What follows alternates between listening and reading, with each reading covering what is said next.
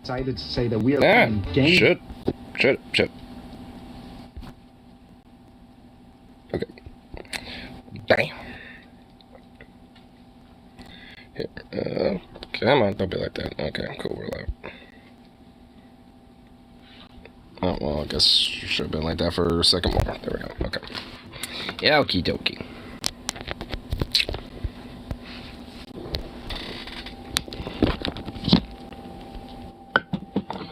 Get this one out here.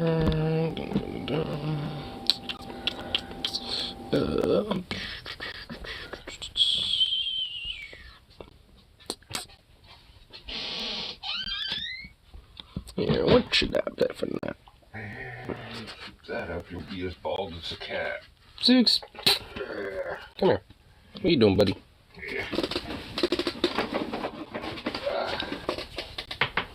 Come here. Sukov. Come here. Suk. Come here. Sukov. Hey. Dude. Come on. There you go. Hey, buddy. Hello, bud. You want this? There you go. You were like so enthusiastic about trying to grab that, like, good lord, dog. Goodness gracious. Here,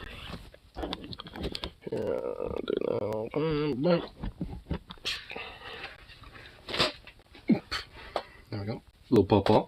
Little squeeze.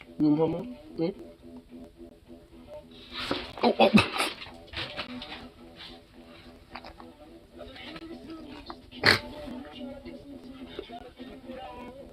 There you go. Oh, just a good boy.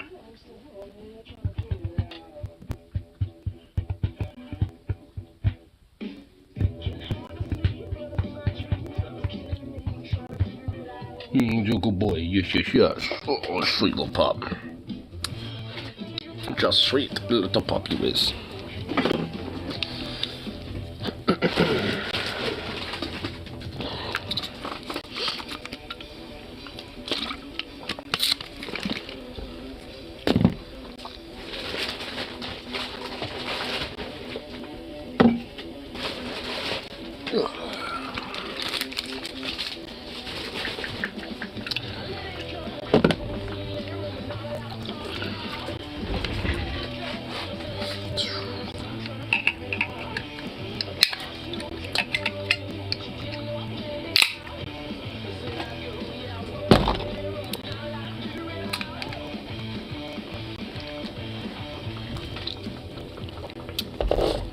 Ooh, whoa. Kick-ass cocktail. Holy shit, it's got a... Man, what's this mountain mule? This is a mule. Oh shit. Whoa.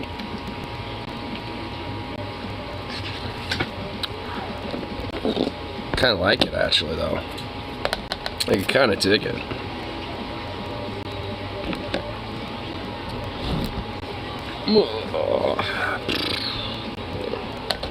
I get some bowls going here and all that stuff. So I figured, probably have like a little warm up of something a little small.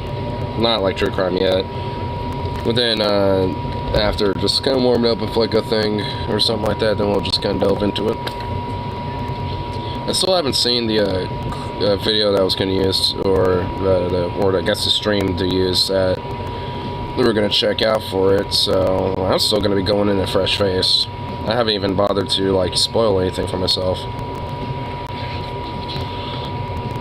And from the looks of it, it's actually a very short stream, so it looks like honestly the true crime segment is going to be super long. But hey, we'll have a little fun, interaction, or reaction, I should say, talking about it.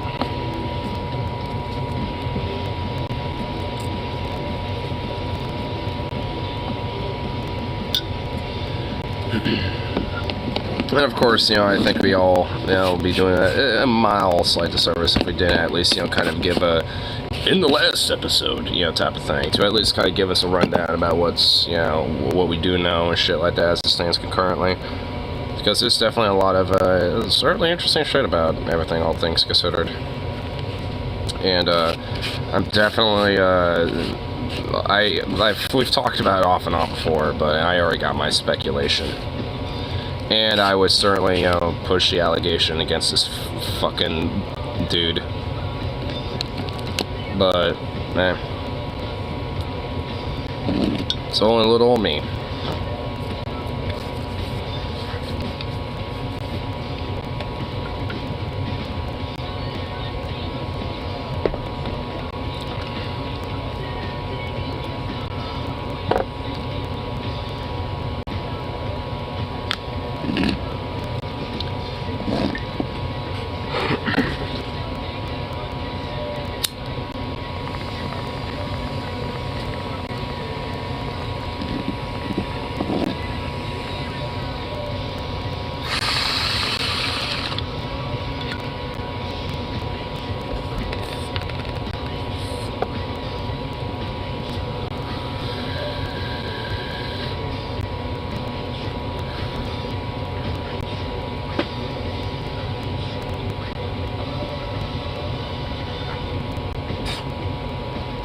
Goofy little doggo.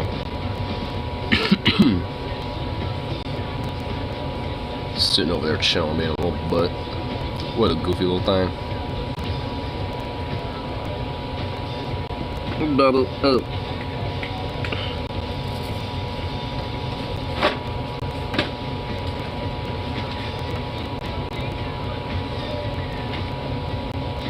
What? See, he's so gentle when he takes those. It's adorable. Oh, man. Oh, well. This is cute. Adorable little thing.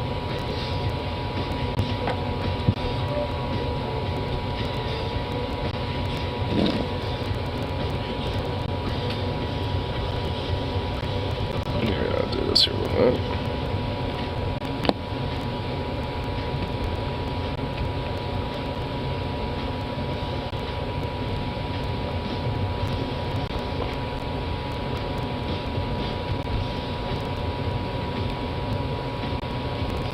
There we go. Just a sad little thing to buddy from a Telegram and shit. It's basically, it's like battle of the basis. In their prime, who would win in a cage match? I mean, this is like full on cage match, and it'd be like Lemmy or Gene. And honestly, Lemmy hands down. Even my friend Rip City said it. It was just like, let me hands down, Lenny's more technically skilled basis and he could beat anyone's ass. And honestly, it's like, it's not even about like base skill at that point. It's just about a cage match. It's like, who's gonna fuck who up. And honestly, like, Lemmy's got the whiskey in him. Like, Gene Simmons, I mean, he's kind of a bigger dude. Like, he's not really exactly in shape. Well, neither is Lemmy, but Lemmy's more in shape than Gene is. Like, Gene Simmons is not exactly what I would call the pinnacle of being in shape for an old guy. But, even for Lemmy's case, I mean, he wasn't. But honestly, arguably, at least more in shape than Gene would be. So, Lemmy hands down.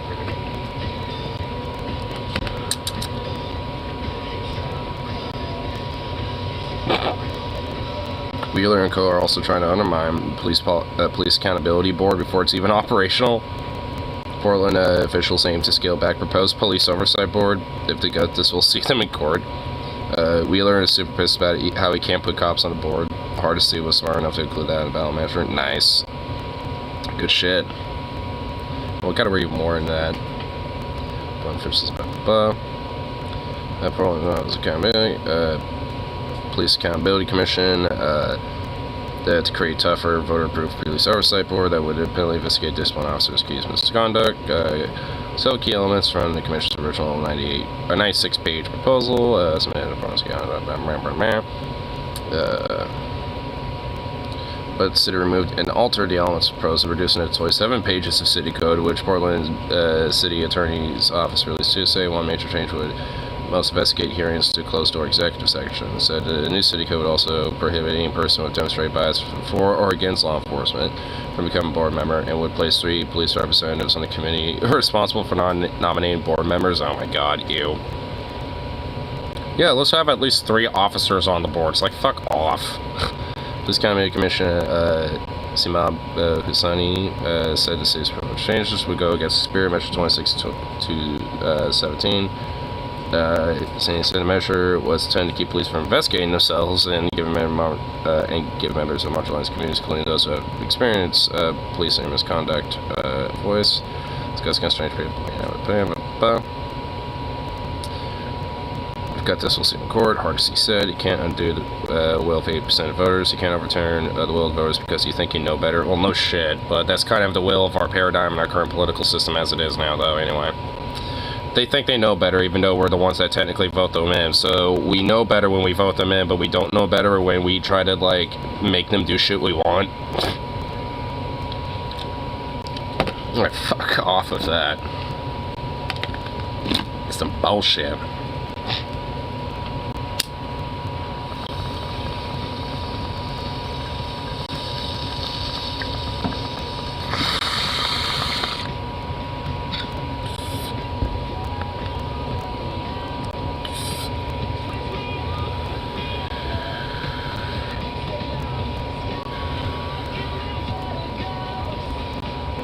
Showed another article too or something.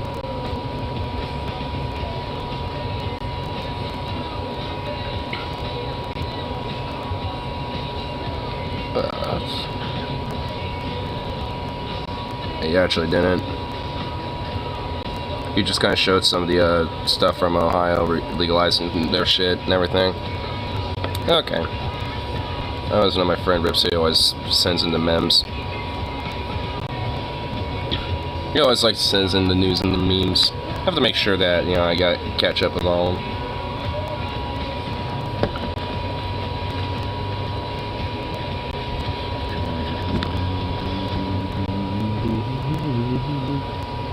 Let's see what other little things we kind of look at too for a little warm up. Let's see.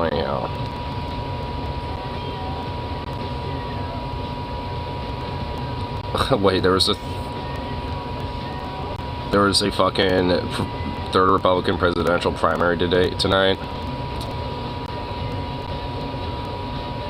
Okay, well, I love how that pretty much like passed my zeitgeist completely and utterly.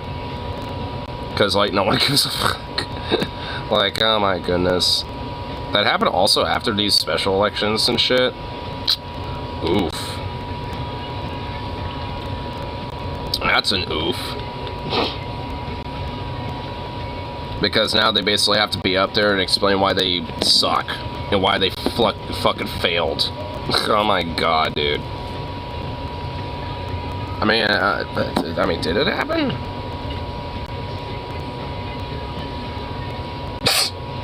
Oh shit. Oh fuck. Fucking sneeze attack.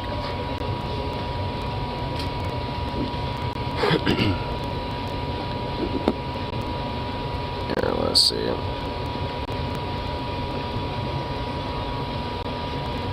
Yeah, there was. It was in Miami or something.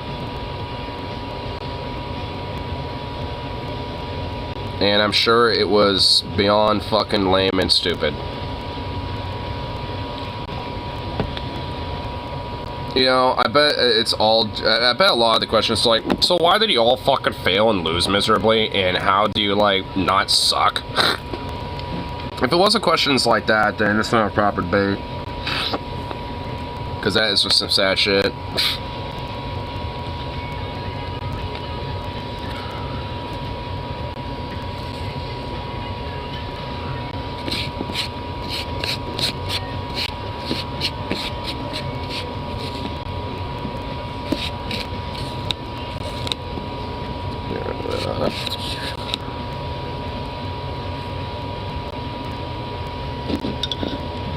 There we go.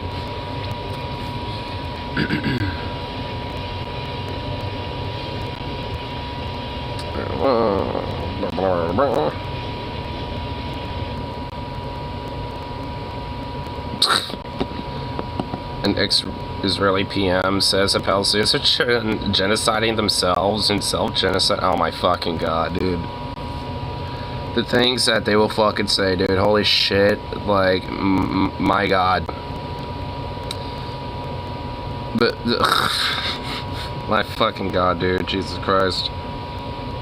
No, we're not genociding them. They're doing it on themselves. Jesus fucking Christ, bro. I mean, you would have to literally be fucking schizophrenically insane to fucking think that. Well, you know what? Honestly, I wouldn't be surprised if, like, some of them are genuinely, like, mildly schizophrenic.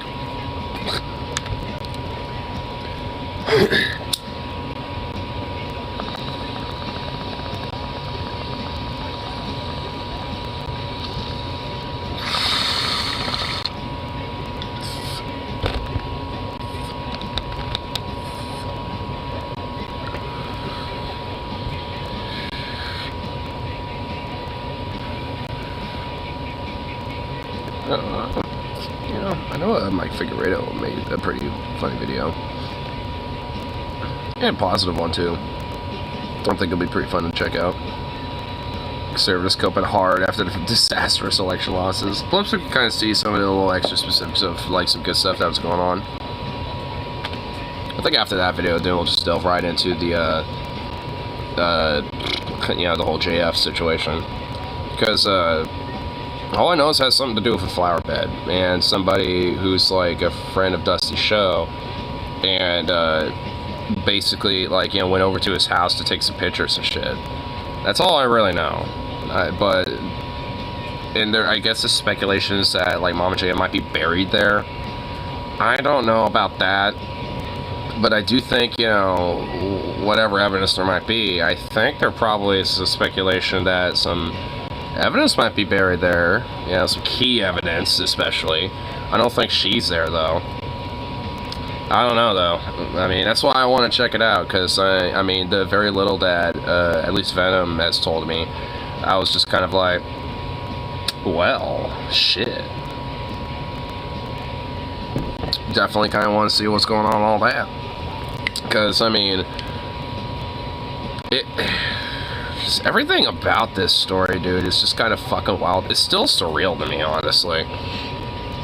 Because I honestly just thought he was just a quirky, weird, fascist dork shit.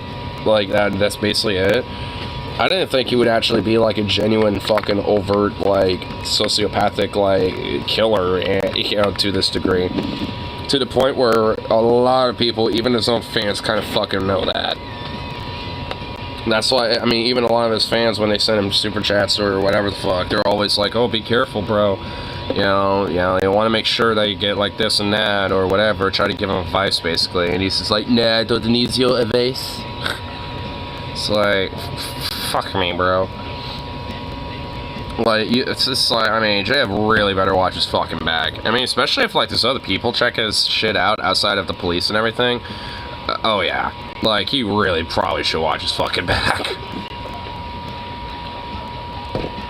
Because I think, you know, people who are genuinely really deeply invested in this shit realize that, like, you know, who he is, and are probably more than willing to be okay with doing some shit to him, potentially. Or fucking with him and stuff. I mean, I don't know how invested they would be in that, to be frank, considering cops would basically just be, like, right there. I mean, they couldn't really fuck around that much. I don't want to get into that too much, at least not yet. I'll get into it after this little video. We get into here. Because at least it'll be like a little good thing before we get into all the deep shit.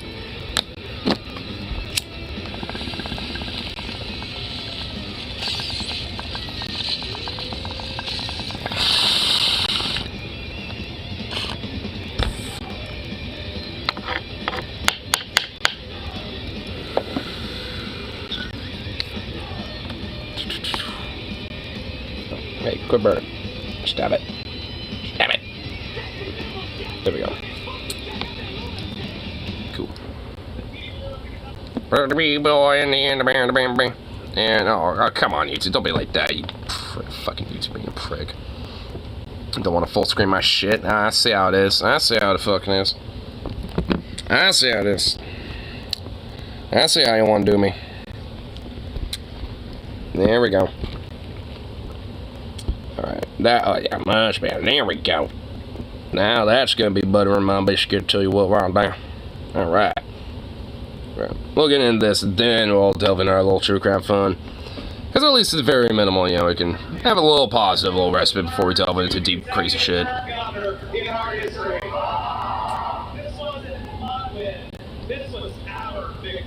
Okay, the echo on that is really fucking ridiculous. I'm just gonna put that right out there. It's like, this was our it's like, Jesus.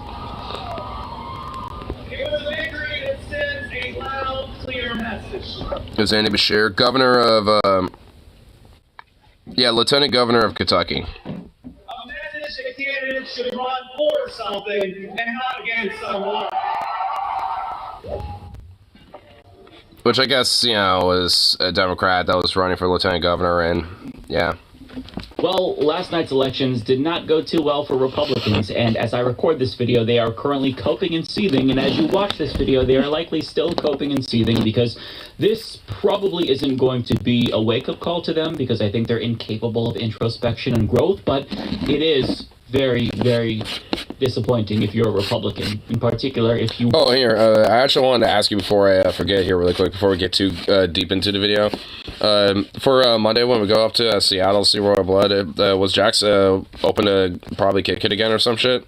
Just wanted to ask really quick before fucking, you know, I forget or some shit, or like, you know, ask last second.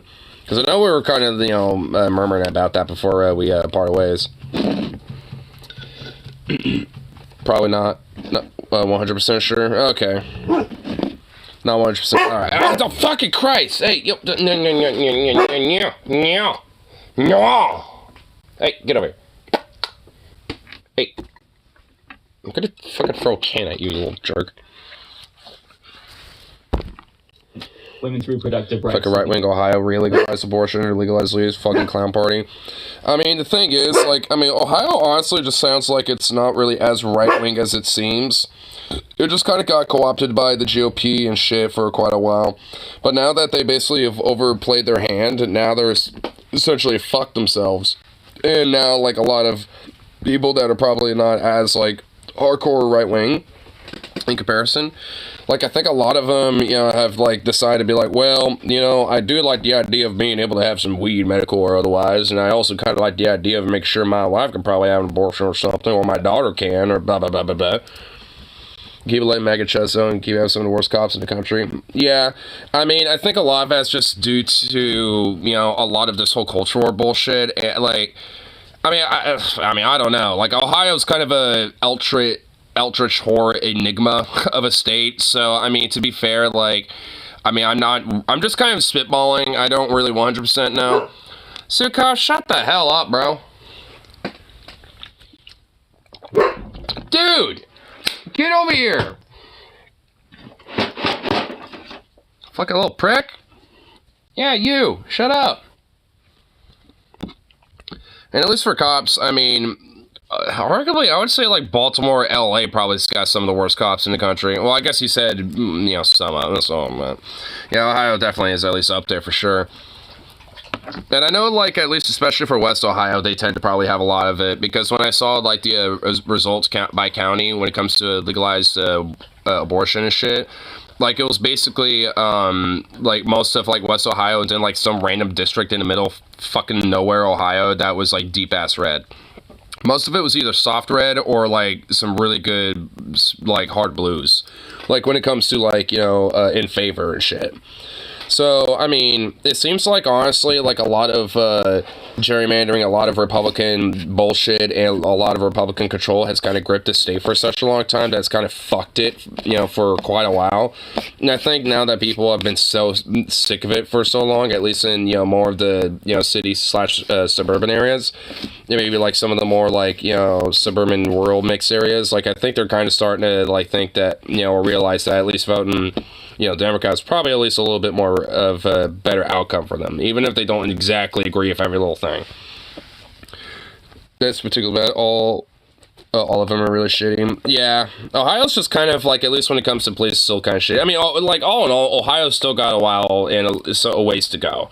Like, Ohio's got a while to go. I mean, they at least have, will grant, they have, like, a little moment, to kind of flex on us for a little bit. They kind of flexed, and, they got, they could brag for a little bit, so, whatever. I mean, they still got some work to do, but, hey, I'll let them, have the rest of the year to brag about it.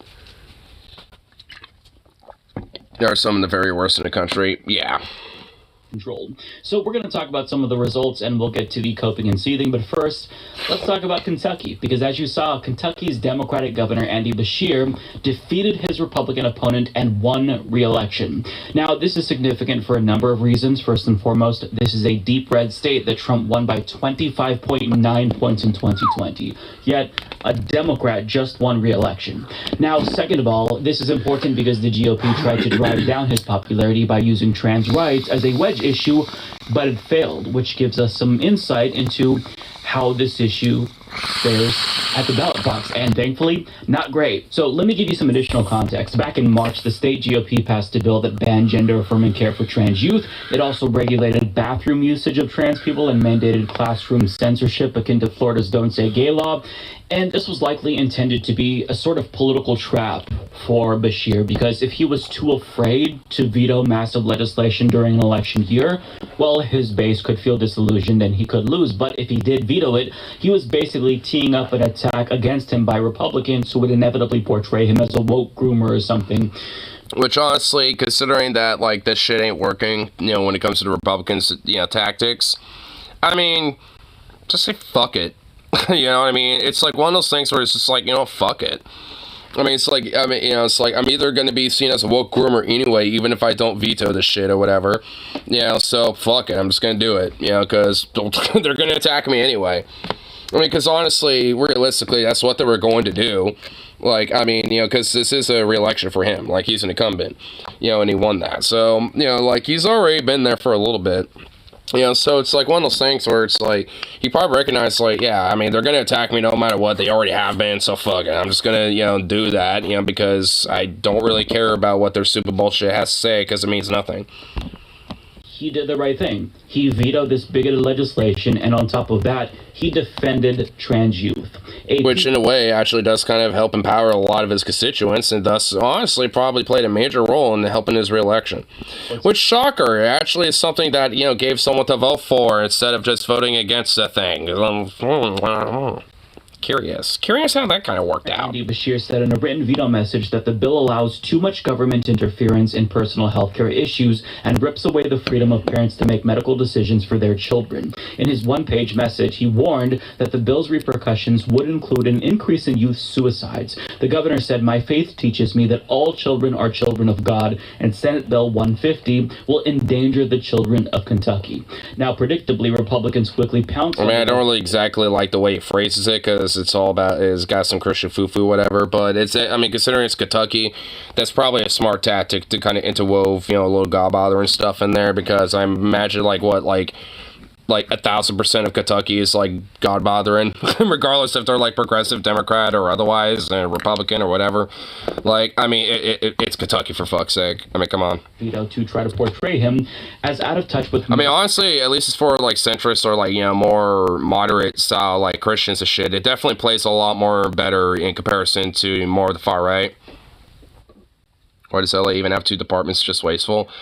One for the, richies and then one for the poors, basically. I don't know. I mean, it's because, like, LA's shit. That's why. Kentuckians on the issue. Quote, Andy Beshear thinks it's okay for children to have access to life-altering sex change surgery and drugs before they turn 18, State Republican Party spokesperson Sean Southard said in a statement. Today, he revealed how radical he truly is. Now, as... Both departments fuck on the poor, though? Well... One's probably more overtly against the poor, and the other one just annoys the fuck out of them when they ever get too close to rich areas. I mean, I don't know. I mean, they both suck. Fuck both of them. And of course they're both gonna fuck on the poor. I mean, I'm sure, like, I bet they honestly are both pretty much the same. Like, honestly, I mean, I don't really think it's much of a difference. I mean, they all are literally basically, like, in borderline, like, Nazi gangs and shit, and divide them based off of, like, jurisdiction where they all fucking patrol and this and that. Like, I mean, they're all fucking trash, so fuck all of them.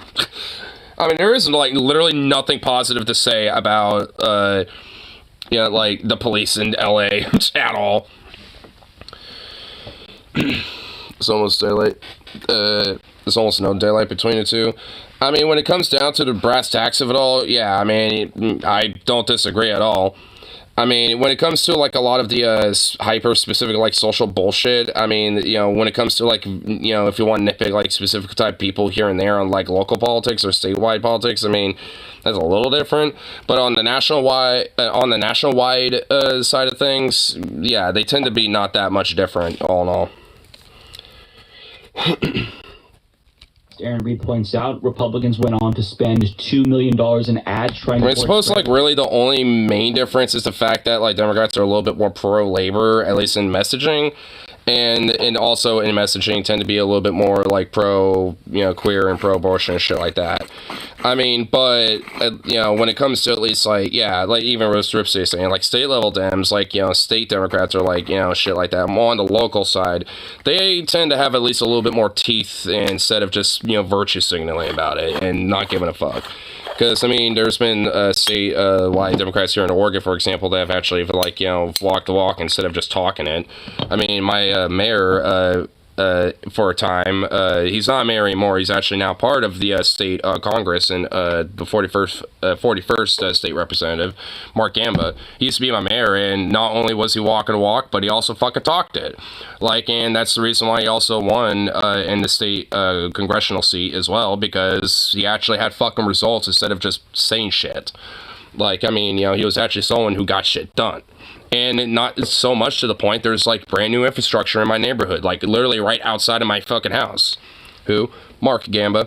He used to be a mayor of Milwaukee, and now he's a state representative for Oregon, as in the state Congress. So, he's like somebody who's, you know, not only, you know, getting results done, but also, you know, being able to, you know, get more results done, not just for, you know, for the town for a time, but also for the state. So, I mean, in that sense, those are the type of people to kind of look out for, at least in my mind. Like, I mean, because at least, like I said, are the roads any better there? Yeah, actually, literally, yes. Like, while he was in, shortly after he left office, one of the last, as mayor, one of the last things he got pushed through was some new infrastructure revitalization bills and stuff. And since then, like, there's actually been brand new roads that are a lot more pedestrian friendly and shit like that. Is he helping the homeless? I mean, I would probably say at least way more than a lot of other people, you know, when it comes to someone in this position of power. Like, I mean, there's been a lot more housing that's been built up around here. Some of it, I'd argue, really good. Some of it, not so much. You know, but there's, you know, but at the end of the day, a lot more than a lot of other people. You know, so it's like, in a sense, there actually has been, you know, a better outcome of that. You know, where there has been people that have been able to, at least to some extent, get off the streets. Not as much as I would like to see, but at least there's been results. And it's like, hey, at least this guy is getting some shit done.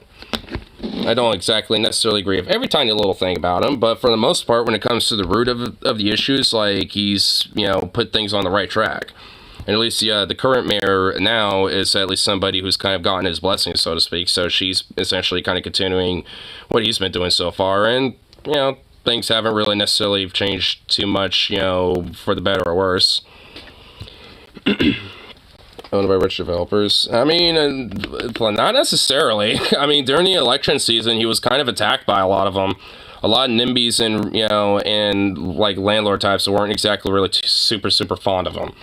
Especially Republicans and on the right. Like, they weren't super exactly fond of him. I mean, honestly, even some of the more, like, corporate liberal style, you know, Dems and shit weren't really 100% fond of him.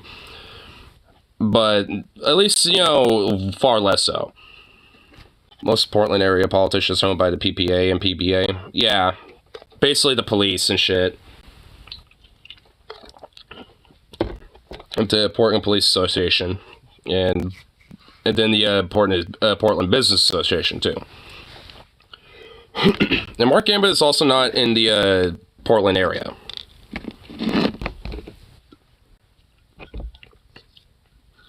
He says some of their money goes to roads. Well, at least a lot of the infrastructure works. A lot of that was funded by taxing businesses and shit. So to an extent, I mean, some of their money kind of did.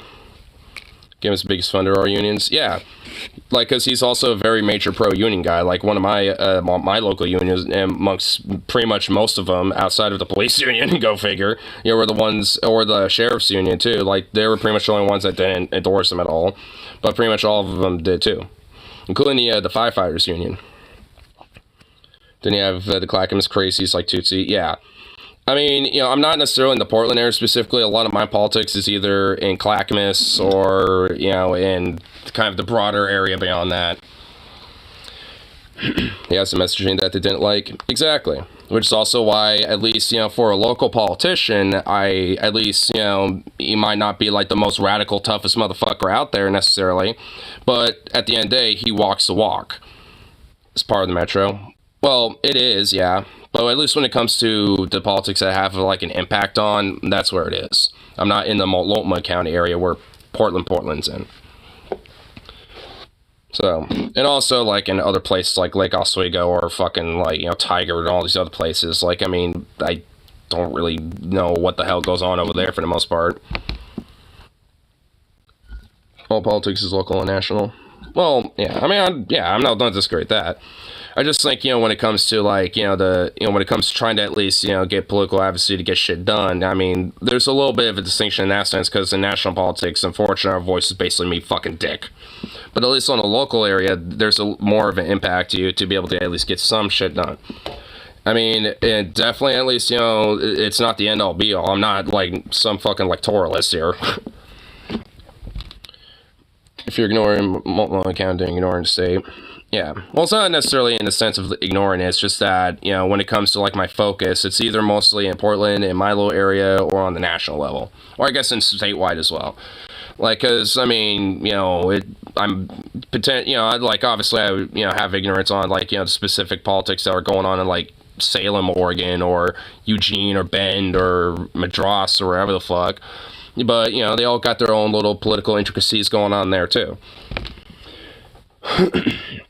As Multnomah goes, so goes the state. I mean, to an extent.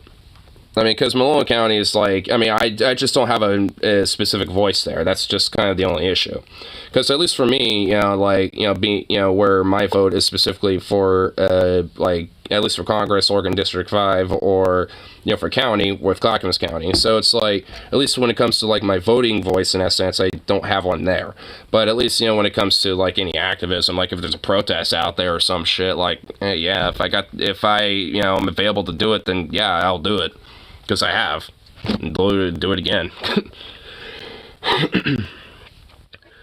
The commissioners are better, but they also are super competent. Like, they don't know how to actually get shit done. Yeah. And that's, like, another problem, too. Like, you can have someone that can, you know, talk the talk, but if they're competent as fuck, then they ain't being able to walk the walk, and that's a problem. Like, and that's something that, you know, needs to also be, you know, criticized as well. Like, I mean, you know, someone can say all the good shit, but if they're not getting shit done, like, you know, that makes things, you know, better as an outcome for everybody, then, you know, like, you gotta, like, you know, hold them to the fire on that. Whether because they're incompetent, or they try to buy themselves out, or whatever the fuck. I mean, the grassroots, you know, praxis activist, you know, element of things, you know, matters just as much as, you know, well, if anything, honestly, way more than, like, you know, just going through the ballot box. Especially in my opinion, like, the, you know, like, the activism for me personally matters more, you know, just because it's how you kind of hold the feet to the fire to the, you know, politicians that you put your vote in for. Think of the idea of simplifying jurisdictions, making Metro a single county for urban growth boundary. I'm not against it. Would only exist for the rural areas. I suppose I want to be against it. Certainly open to the idea.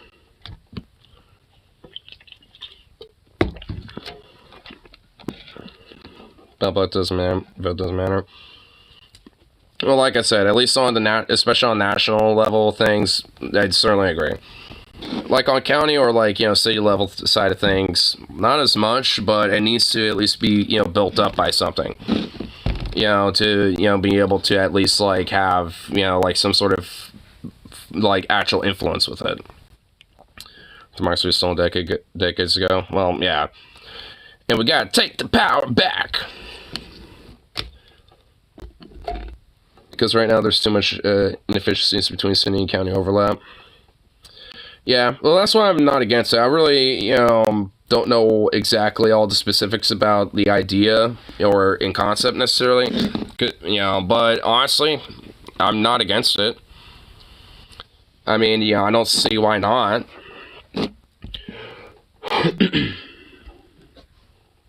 you know what, here. Just kind of skip around to... you know, skip to Ohio. Fuck it. I vote heavily legalize weed and decriminalize drugs. It does matter for direct ballot initiatives. Yeah. Which I also was able to help in.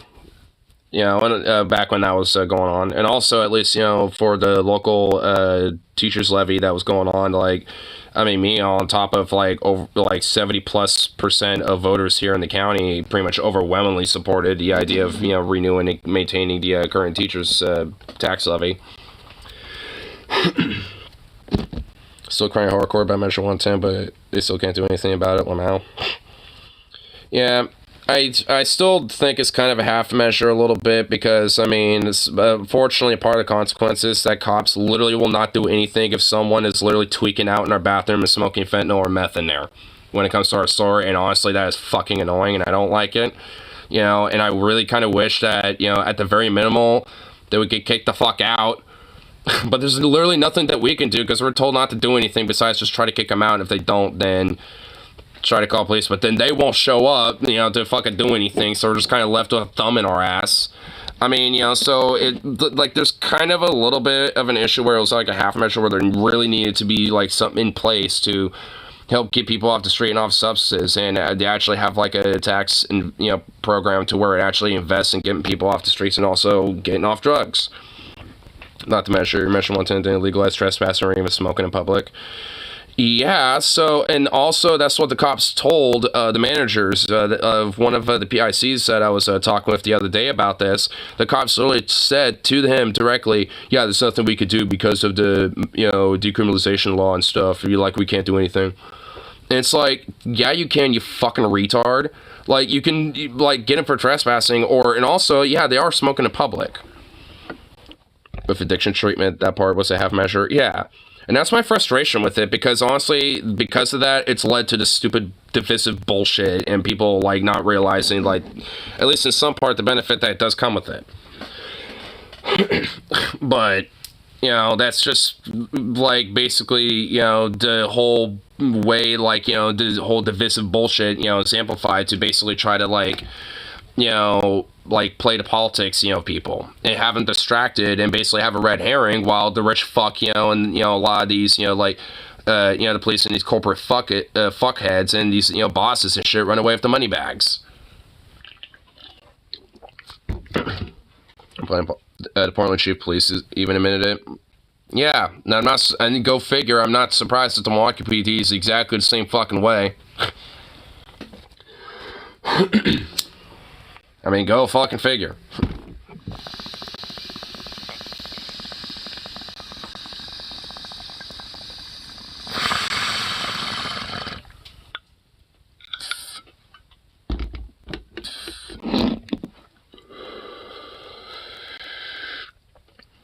You told cops to start complaining about defunded or Measure 110 because his job is at risk. Oh my god, wow. Pulling pissed about the poor performance, constant gaslighting. I mean, for real. And honestly, like, I mean, at least, you know, whenever I talk to, you know, like, people about this, they kind of understand the whole thing, and they're at least not exactly against Measure 110. They just kind of hate how it kind of was, you know, put to place. Like, because at least with the conversations I've had, at least with my coworkers about it, like they're, they initially would kind of, be like, oh, well, I'm against this, stupid idea. And it's like, that's how I was like, well, I mean, it's not necessarily inherently the idea of drugs being decriminalized that's the problem, and I'll kind of explain why. And at the end of it, after, talking with him about it, to be like, well, yeah, I guess you're right, because, the fact that the half measure part of Measure 110 was that there wasn't any, like, investment into programs to help get people off of, addictive drugs and shit, and, and things like that. It's just like, that's the type of shit where it really needs to, like, fundamentally, like, be upgraded and actually, pushed in place. Because if not, then there's just, like, not going to be much, to help people, like, get off of these type of things. And it doesn't really help at that point. I guess it keeps people out of prison for the most part, I suppose, but shit. Hang out again sometime in real life, like a Cess Fest, stay in touch. Yeah, for sure, man. I know Berhario is going to be playing on December 2nd at Bossa Nova, so I don't know if you're going to go to that show or not, but if you are, let me know. Also, I know Cal Decapitation is playing on December 12th. I'm going to try to go to that show, too. Cops don't like to hit for the prison industrial complex, so they're abandoning their responsibilities, gaslighting the population. Yeah, pretty much. Essentially, and that's kind of why they're doing the shit that they're doing to our store and stuff, and not showing up for pretty much a lick of dick of anything, because yeah, they're basically gaslighting the whole population into thinking, oh, it's our problem now. Really hitting the concert season, damn right. I mean, well, I was gonna see if I could go to Berhario of Tyler, but he unfortunately has to work, so I'm just like, fuck it, I'm gonna go. Fuck yeah, Berhario, let's do it. Hell yeah, dude. Yeah, I'm gonna see when I get paid tomorrow. I'm gonna see if tickets are still available, because I'm pretty sure they still would be. I actually have like a little flyer for it somewhere. It's right here. No, that's not it. It's gonna probably be in this. Yeah, right here. Here it is. Yeah. Yeah, with Beharia, then it's RIP, and honestly, I literally cannot read that. And then it's No Mas and Piano Protest. So it's gonna be like a 5-band lineup, so that's gonna be like a fat show. Got the 2 Royal Blood shows and nothing else for a while. Yeah, for me it's those 2 shows, and then after that I think it's gonna be Beharia and then Cattle Decapitation. I can't think of any. I think there's like another show I was gonna try to go to, but I'm not sure. I have to double check because I know there's like 1 or 2 others I was looking at. So I'll definitely have to at least, double check to see, but I know I'm going to at least try to go to, like, those 2 shows and see if there's, like, any other shows I was going to want to go to.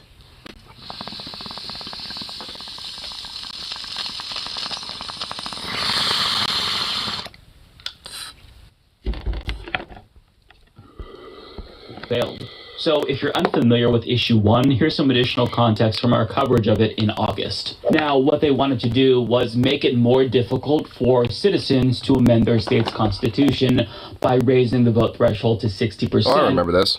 As opposed to a simple 50 plus 1% majority. Now, this ballot initiative would have cemented that.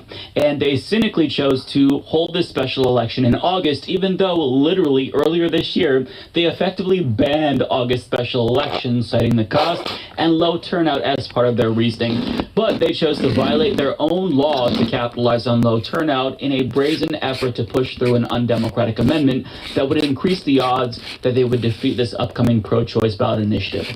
So their desperation here is palpable, but they're not wrong to think that they'd lose if they didn't rat fuck this election. Because as NBC reports, abortion rights have won in literally every single election since Roe v. Wade was overturned. Just over a year ago, Kansas voters rejected an amendment that would have eliminated the right to an abortion. And on November 8th, abortion rights won in all 5 states where it was on the ballot, notably including red states like Kentucky and Montana, and a purple state like Michigan. And Ohio is now the 7th state to reject attempts to restrict reproductive rights thus far, and this doesn't even take into account Ohio now basically enshrined it. The Wisconsin Supreme Court election held in April, which was largely about reproductive rights as well, where the pro-choice judge won over the far-right anti-choice judge.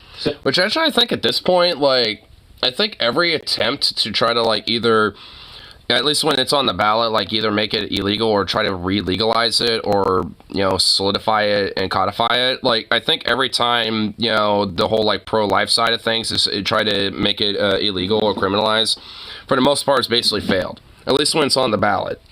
I mean, where they have like total control, like in Texas and all these other shithole states, like they basically have just made it a literal hell for like women to, you know, have like their own rights and shit and their own autonomy. So it's like, I mean, in those states, obviously not, but at least, you know, where it's on the ballot, it's pretty much like, I think literally every single time, like the pro-life side, well, more like forced birther side has been fucking like crushed. Two things are clear. One, after seeing that video, I need a haircut. But two, Republicans were scared shitless. They also You know what, like, Mike, you don't need no haircut. You need to, like, grow that shit into, like, a badass mullet and have that beard go down to, like, you know, fucking, like, a ZZ Top beard, dude. From the rolls, which I didn't mention there, but voters saw through their bullshit. Now, fast forward to today, and they've now protected reproductive rights in the state's constitution, and it's evident that the GOP's propaganda failed and their opposition to abortion rights hurt them, even with independents and some pro-life Republicans, and that's not hyperbole. The New York Times reports Wendy Pace, a 52-year-old independent, said she didn't normally vote in off-year elections, but came out because she wanted to vote yes on issue 1. I have a teenage daughter, and I don't like having my rights taken away from me, she said. I fear that this is just the beginning of rights being taken away, and I do fear for my daughter and what her rights would be going forward. Another person says, I am a Christian, but I am thinking long term. It's between a person and their maker, said Carolyn Lloyd, 54. While she typically votes Republican, she said, I would hate to see women suffer because of maybe a weak moment or malfunction with birth control and have to bear that burden. Another person says, I think mothers' lives are important. I think babies' lives are important, but if a little girl is raped at 10 years old, I don't think she should have to carry the baby if she is pregnant, said Delana Reed, 65, a registered Republican who considers herself pro-life for religious reasons. Now, these anecdotal examples demonstrate how toxic the Republican Party's opposition to abortion has become, to the point where some of their own voters are turning against them. Oops. You only has the phone in it. Yeah.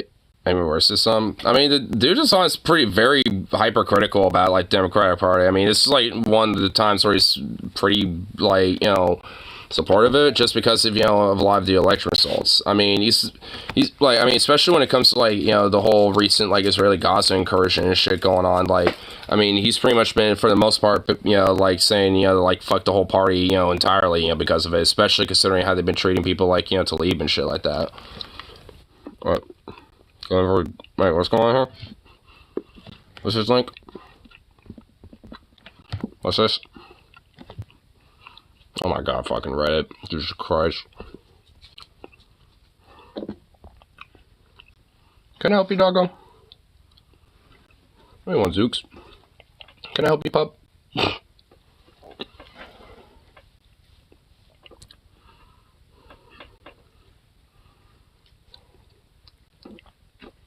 Can I be doggo? Oh my god, Reddit, you're a piece of shit. Reddit, why doth you forsaken me?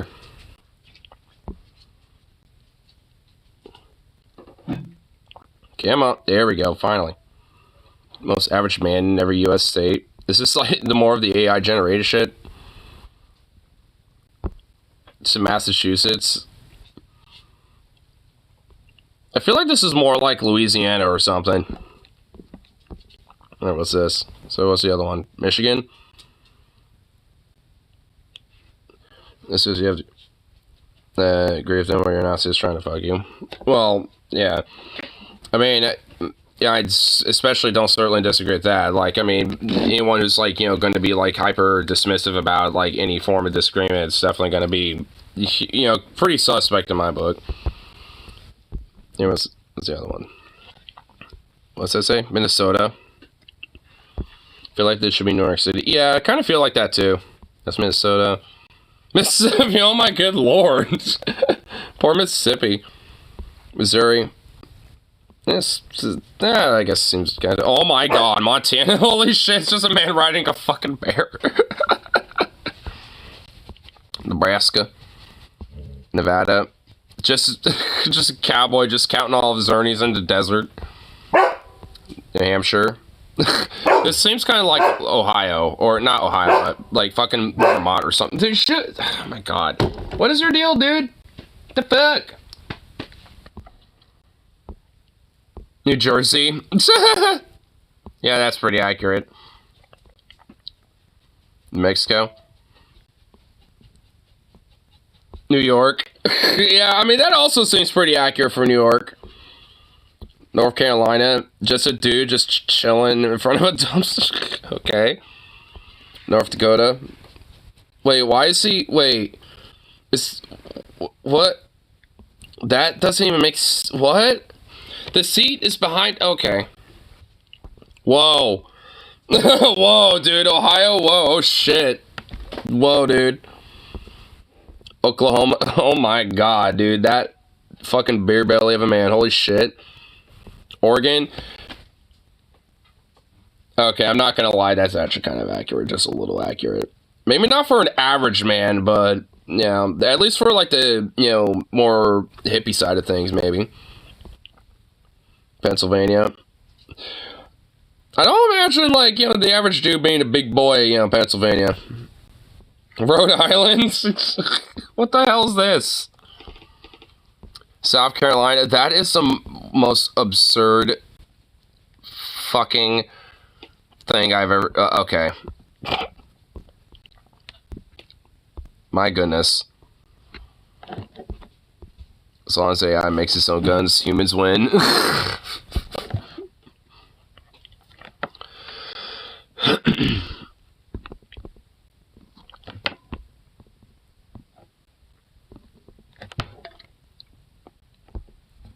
But they're very big to operate boycott system.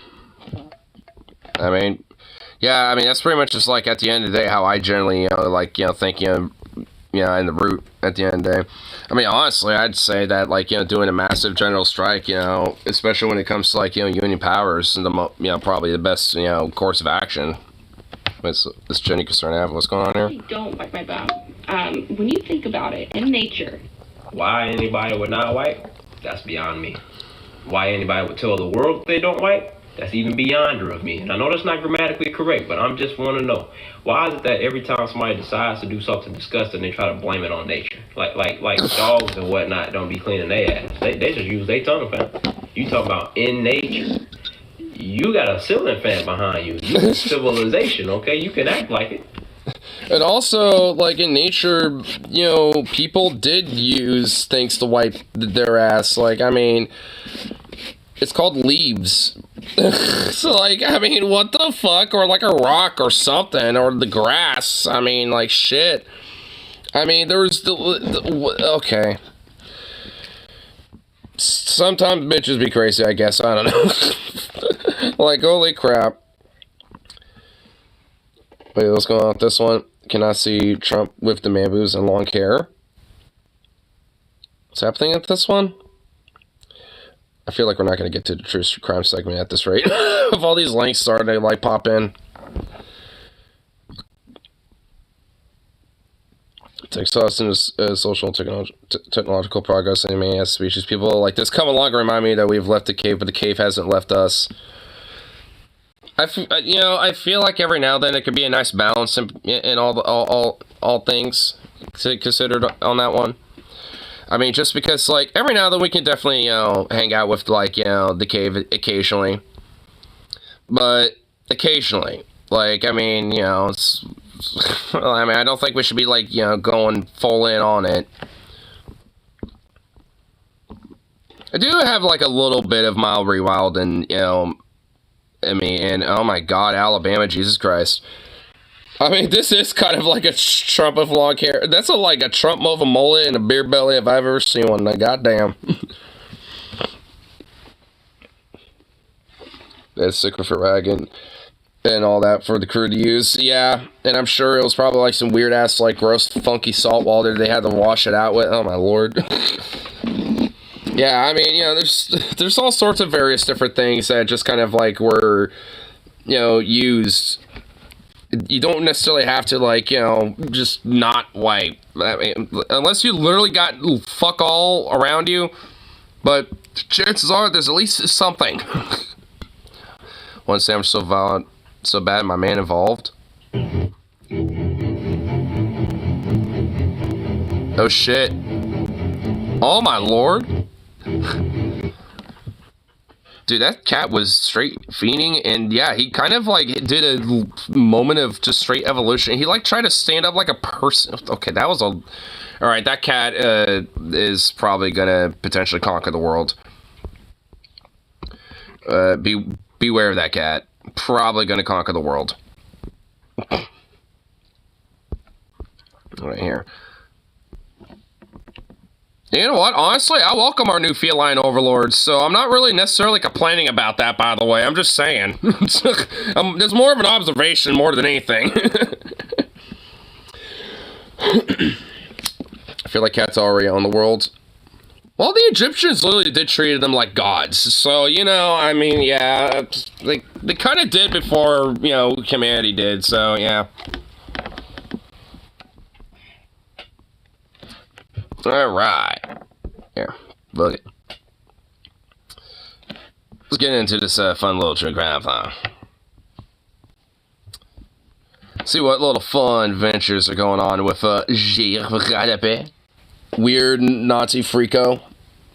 You know, biologist turned Nazi podcasting nutbag. I mean, quite literally, too. I mean, this guy's straight up like a far-right extremist eugenicist type. From Quebec. And, yeah, since June, his wife has been missing. And, I mean, and we've tapped into pretty much, like, every part so far, you know, whenever there's been updates. Because, I mean, like, I've, you know, to kind of at least, you know, do a quick recap. Like, I've been, you know, like, this dude used to be a guest on The Drunken Peasants. And I used to watch that podcast for a time back. Well, there's still a thing, but back when I was watching when it was TJ, Scotty, Paul, and then Ben. And there at times they would have this guy as a guest.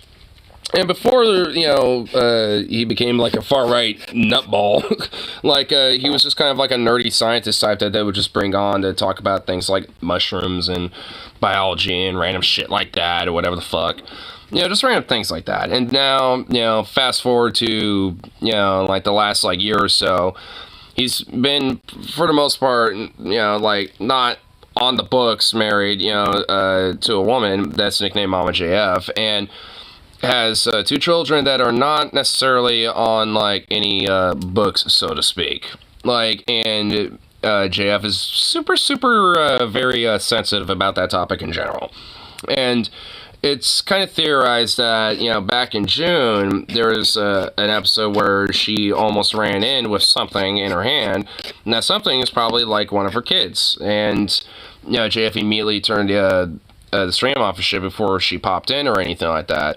And basically, it's theorized that he might have potentially, you know, killed her, or at least, you know, done something drastically to her that, you know, caused her potential, at least certainly at this point, disappearance, or at least at this point, potentially death at this rate. I didn't know all this. I mean, well, it's just like different information that's been kind of like off and on since, you know, it's been happening. And honestly, a lot of it is because JF is stupid enough to just keep his, you know, mouth not shutting up. Like, and at least the guy we're watching with Dusty Smith, he's been kind of, you know, this is the part 4. But he's been, you know, kind of checking in on a lot of these different things, you know, from what has, you know, been, you know, theorized about these things. From where? Well, really, just straight up from JF streams in a lot of cases. And also from the Royal Canadian Mountain Police, too, because they put out a missing persons report on MamaJF. Or Elonia Petone, I think her name is. Like, because she, her family put out a missing person report after some time, and it's gone to the point it's a federal investigation. To where JF is now, like, openly talked about how the police have been at his door, ask him questions. At this point, he's also taken a liar detector test, and so, like, been called in for multiple investigation questionings and stuff, and he's openly talked about this. Like, a lot of it's just from his own mouth. Because, honestly, a lot of it's because he's really fucking cocky.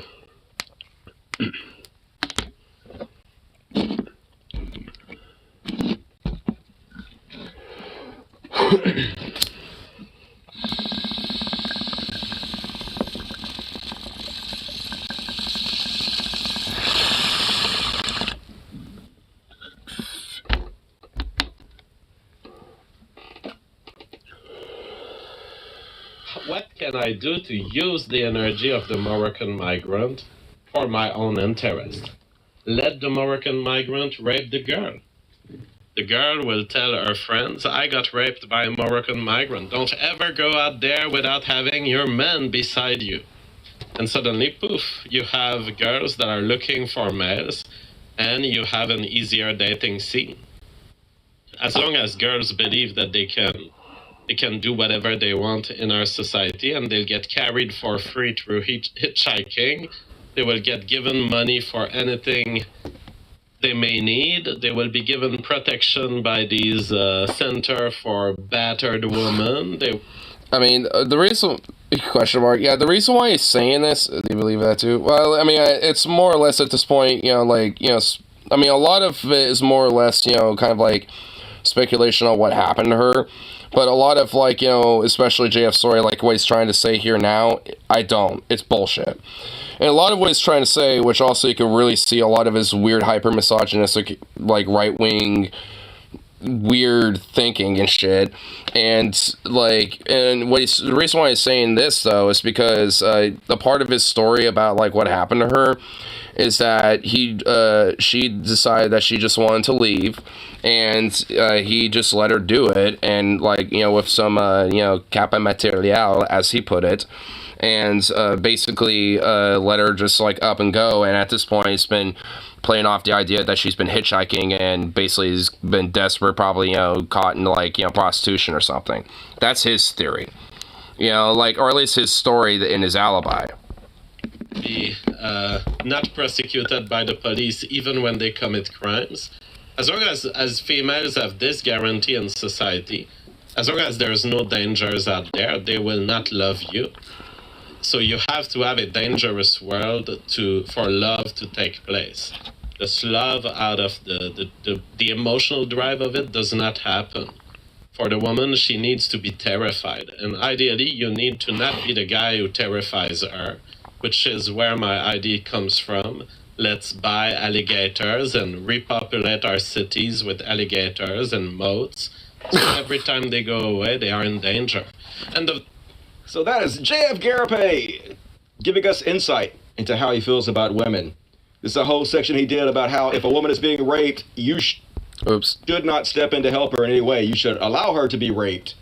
Women should be terrified at all times because that's the only way they won't leave you. If a big, strong man is there to protect him, even though he's a fucking... Which also, at least in some part, is implying, a level to the alibi about, what happened, to his wife, which he has basically, for the most part, not given a fuck one about. Which, is also something that is, hyper suspicious considering the fact that if she's still alive, at least, allegedly, and then he should probably be giving a shit a little bit. Being like, oh, well, she should be coming back to me. And at least having some sort of a positive, thought about her. But no, this is basically just kind of how he treats it. It's like, oh, well, she should probably be terrified because then she could come back and blah, blah, blah. And that's how the women shall be. Alora was way bigger at 5'10" than this little doughy bitch is. So probably she was protecting him more. But just goes to show you, he hates women. He has no respect for them whatsoever. Literally thinks we should allow them to be raped and not interfere in any way because he's so fucking pathetic. That's the only way he and that detestable. Think of having a woman stay with him. This is as beta as it fucking gets, to be honest with you. Hey guys, how you doing? I'm Dusty Smith, and this is episode 4 of my deep dive true crime series on JF and Garape. And it's just gonna be a quick update, not a long video, but I did have a tip that I got. And I have no idea if this tip is real. I do believe it's a real tip. I don't know if this person... I didn't know one way. This is one side. I'm just curious. Sorry, both sides probably I knew. I mean, a lot of it's just because of the kind of surrealness of it. Because also this guy Dusty Smith used to be a guest on DP a couple times, and used to know TJ, Scotty, Paul, and Ben, and so it's kind of like one of those things where it's like, considering the familiarity with kind of pretty much kind of everyone, and at least in this, it's kind of like oh shit, whoa. I mean, at least to me, because you know, I already kind of had a general idea about this fucking creep, and honestly, you know, didn't give fuck one about him, and honestly, almost forgot about him up until Dusty did his first little video about him, or his little first stream, you know, when he did his little first episode about this. Because I checked that out, and I was like, what the fuck? This is what's been going on lately? And it just been kind of tuning into a sense, because, I mean, a lot of it is just mostly because, I mean, considering what there is about this, I mean, at least what, you know, so far is kind of available and just out in the ether. I mean, you know, whether it's, you know, with his story or with, like, you know, Dusty speculation, or at least what is available with the RMCP, with what they've put out, which isn't much. I mean, there, you know, and a lot of it really just comes from JF's own mouth. And a lot of it's just more or less just kind of inferring what, you know, he has to say, and, you know, kind of at least, you know, kind of seeing what's between the lines with him. Because JF is just a constant sociopathic liar type. Like, you know, especially with this, I mean, he's been essentially, you know, lying about, like, what's, you know, been up with her pretty much from the fucking get-go. So, I mean, you know, a lot of it's more or less just kind of, like, speculative, really, at this point. I mean, up until, you know, JF is arrested and charged of something, you know, at that point. Talking about maybe they are just trying to help in any way they can, but they could be wrong. I don't know. We're going to get to it. Before I do want to say I did immediately contact the police and give them this tip. I have not heard back from them. I filled out a web form on their website. Their website actually says, don't contact us if you don't live in Canada. Contact your local police, tell them, and then have them contact us. And I am absolutely not going to do that. It is too dangerous for me to contact my local police, especially with what I do, living where I live. I just... You know me, I'm not going to fucking call the goddamn cops. So if anybody out there watches this video and knows how to get the cops to take this seriously, please forward this video to them. I think probably the person that gave me this tip has already contacted the police. I'm pretty sure, before you get any ideas about moving the body, JF, I'm pretty sure they're watching. Probably hoping you fuck up. I wouldn't be surprised if they had a camera directly on this spot, just in case it turns out that that's where she ends up in. But before we get there, folks... most of these houses, that's why I don't trust any news focus on it. Well, yeah. I mean, Dusty's kind of like a big, kind of a small-timer dude. I mean, he doesn't really have, like, too many subscribers for the most part. I mean, for what he does. I mean, yeah, so... I mean, you know, for the most part, like, he makes his living just trying to, you know, like, do this and also take care of cats, too, because he also volunteers at a, you know, cat rehabilitation center and shit. Some other stuff I want to cover real well, not like a rehabilitation center, but, you know, like, you know, a shelter. Goddamn spell check. But, yeah, spell check fucking sucks. I'm actually surprised it didn't go into Duckers or something. First off, here's the strange part. So I contacted the police and everything, and then I kind of put out on my Twitter a little teaser about this show. 1:51 in the morning on the 5th, just noticed that one of JF Gary Eppe's neighbors sent me a tip about his case 3 weeks ago, and it ended up in my spam folder. Think I might know where Allure is buried. And then, so this might be a total fucking coincidence, y'all. Duckers, it always does that. Yeah, I just saw at this point turn off autocorrect and then, you know, like, basically try to add those words in the dictionary. And eventually it kind of autocorrects to that eventually, so, but... It's just because the fucking mobile sucks sometimes. On Odyssey. He was doing shows every single day, 7 days ago, 8 days ago, 6 days ago, 5 days ago, 4 days ago, 3 days ago, and then the day I posted this, he took a day off to sterilize his house again. I shit you not. Here he is admitting to it.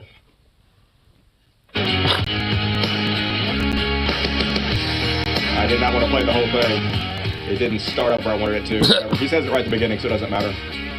This is literally JF's intro to his show. Oh my god, the fucking, like, absurdness. Later, every video he has a revolutionary phenotype advertisement for his book. That is his seminal work. It's his life's work. It's what's going to put him on the map. We're going to talk more about this in a minute, but this is important to pay attention to.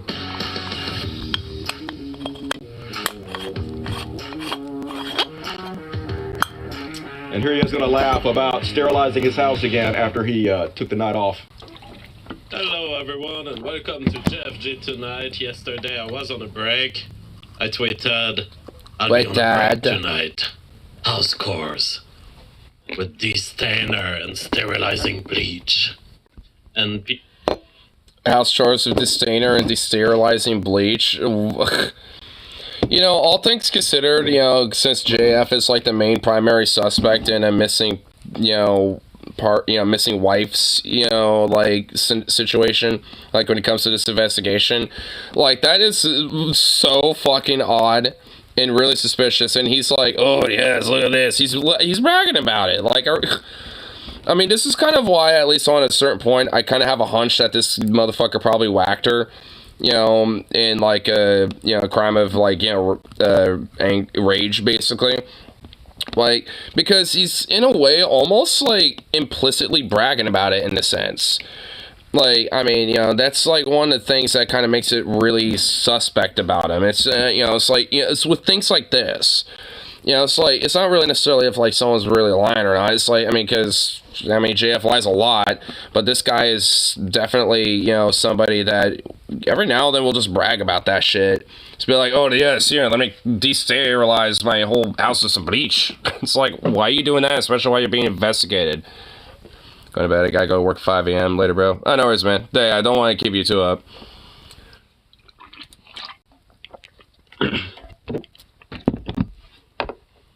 Given the context tonight, it's fitting that I rewatched Black Christmas. Oh, I still need to watch Black Friday, too. Still need to watch that movie. I've been laughing their ass off. Some people were saying funny. he has tasted blood. Hello, JF's forehead. Yeah. It's hilarious. Yeah, the wife of your children is missing, right? The mother of your children is missing, dude. Hasn't been seen in 5 months. It's fucking hilarious, right? Last time I cleaned my house with sterilizing bleach, I got accused of being a murderer by Ramsey Paul. Yes, because you're... Yeah, because shortly after, you know, around the time Elora went missing, you did that. So, yeah, it's a little suspect that you decided to, a few days after she went missing, you'd sterilize your whole fucking house. Your wife disappearing sounds like fucking bullshit. You have no evidence to back it up. And you sterilize your house right after your wife went missing. That looks extremely fucking suspicious. Holy shit, I did it again, I guess. Think that'd be good to open a coconut with? Yeah, probably. I got away with it once more. So funny. Yesterday, I again cleaned my house with my cleaning material. Super cool, JF. So, like I said, I don't know if it has anything to do with what I posted. I hope not. I hope he's not trying to clean up shit because of what I posted. I'm hoping that the cops are watching him. As we know, he likes to put his alibis in his videos. So if the cops come by and like, why is there bleach? He can be like, I told you on my video, I had to sterilize my house again. I already talked about this in the video. So he thinks that's I had the cleaning material, and I want to clean the house with the cleaning material. So, brings me to... Dude, honestly, his like broken Quebec French accent is honestly even more disgusting than the French accent itself. Does the French accent is peak, dude? I mean, honestly, it kind of is. The revolutionary phenotype. JF's life's work. I've talked about this before. I play videos about him talking about this before, but basically... Oh, also, fun fact, JF got $14,000 by Jeffrey Epstein to do, like, this silly little, like, you know, fucking show or something like that back in 2014. He says it doesn't matter if he goes to jail. It doesn't matter if people think he killed his wife, because he knows that someday the revolutionary phenotype will be studied science. It will be accepted science. Everybody will know he is a genius that came up with the revolutionary phenotype theory. And regardless of the bad things people say about him murdering his wife, it won't matter. Because this idea is so revolutionary, science won't be able to help but to adopt it. This is what he's based so much of his ego on. So much of his personality. So much of his hopes and dreams. As much even perhaps as his projects, which is what he calls his children. Now, supposedly, he had 2 children with Elora. One, both of them babies. One brand new, probably still suckling, right before she disappeared. So, Here's the crazy part. I think I found yet another motive. And the theory about what happened to her leading to her death was the fact that the baby was probably going to be the one shown on camera when she ran in on JF when he immediately shut his stream down. That's the theory. And that is the theory of what, so far, at least, from a more general consensus, about, like, what happened to her is that he killed her after that.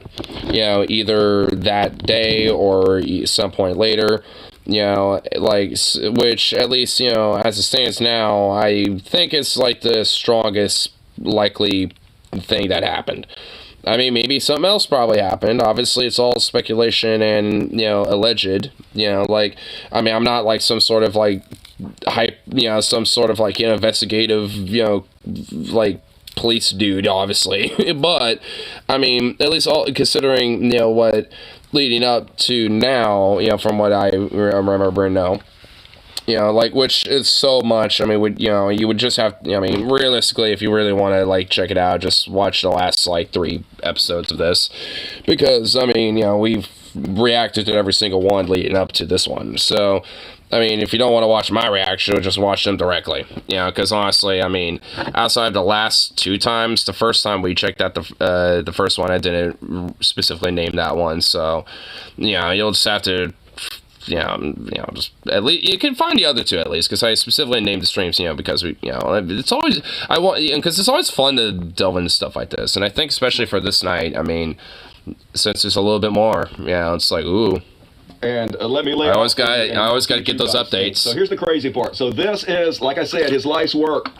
What he thinks is going to put him on the map. What he thinks is going to make him tons of money and get tons of respect. Well, it turns out that the publisher. This is science that has been going on for centuries. It was dumb then, it's dumb now. It's just repackaged it to sucker on stupid people. Yeah, basically. It's just eugenics. That's all it is. It's just like, neo-Nazi, like, eugenics. That's realistically, it's all it is. Of his book is Elora Editions, which is a company that is sole proprietorship owned by Elora Pantone. Yes. His ex-girlfriend, his girlfriend, his supposed wifey, but they're not actually married. So he registered multiple companies under her name. And she literally owns the publishing rights to his life work. Here it is. Sole proprietorship, Elora Editions. Owner, Elora Pantone. So let's just imagine. That is really interesting. Whoa. According to the Dusty theory, what happened to Elora was she was killed sometime around early June, late May. JF has talked about how one night while he was on air, she ran in the room holding something. He can't tell us what it is, but it was so horrible he immediately turned off the video and accused her of terrorism. It was fucking terrorism what she did.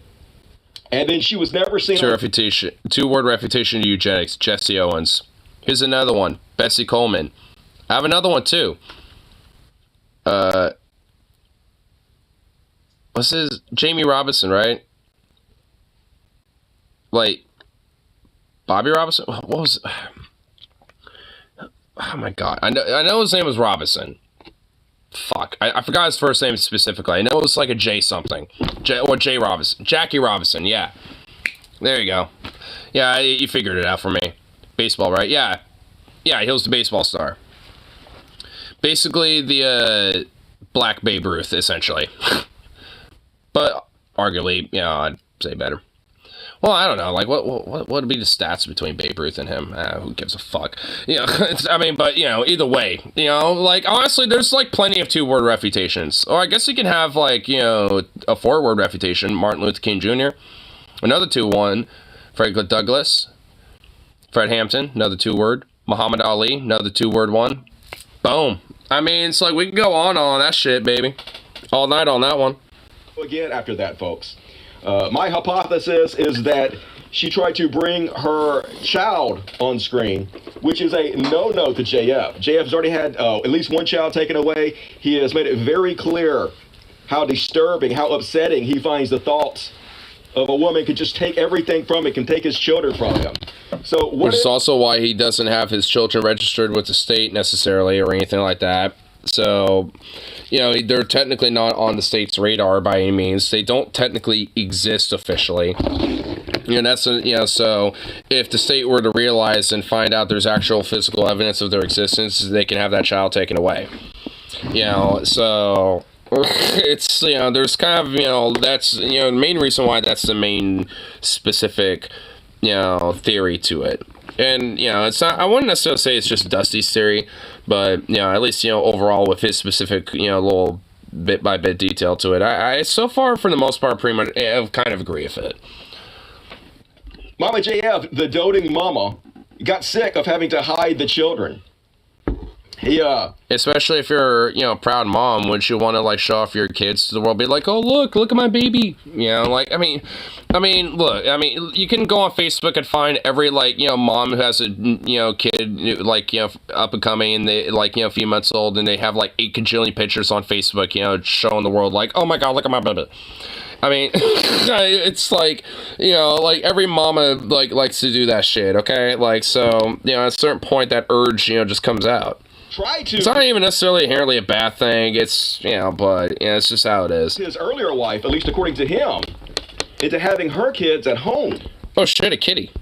Did not want them registered with the government, I guess. Said he was qualified to deliver children at home because he had given birth to monkeys at the lab that he worked. So my guess is... So he gave birth to his... so his children were birthed in his bathtub, by the way. Kids have not been registered, don't have birth certificates. They were birthed at home. And he is terrified that the government is going to find out about him. So, what if she's a doting mama, gets tired of having her kids hidden, wants to be like a regular mom, is proud of her kids, wants to show her kids off, wants to take pictures of her kids, have her kids on social media.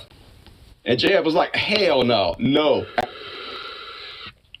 But we all know JF doesn't have an ounce of actual parenting in his body. Yeah. If anything, I actually speculate that his children aren't in his house anymore, but probably being taken care of by his mom or one of his brothers.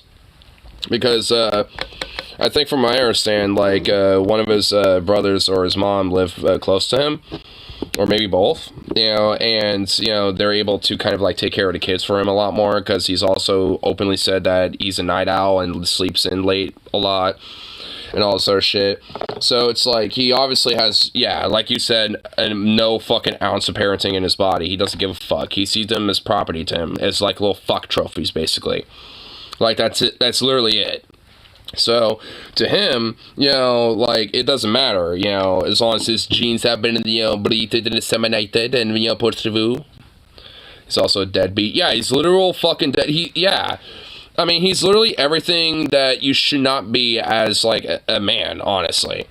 I mean, if you want to, like, you know, use the argument for, like, what you should do as a man, you know, and honestly, I don't think, you know, there really isn't, like, any inherent, you know, objective way to be that.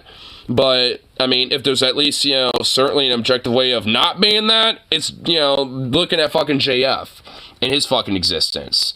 Because he's a fucking deadbeat, doesn't take care of his kids for a fuck, doesn't care for them for a fuck.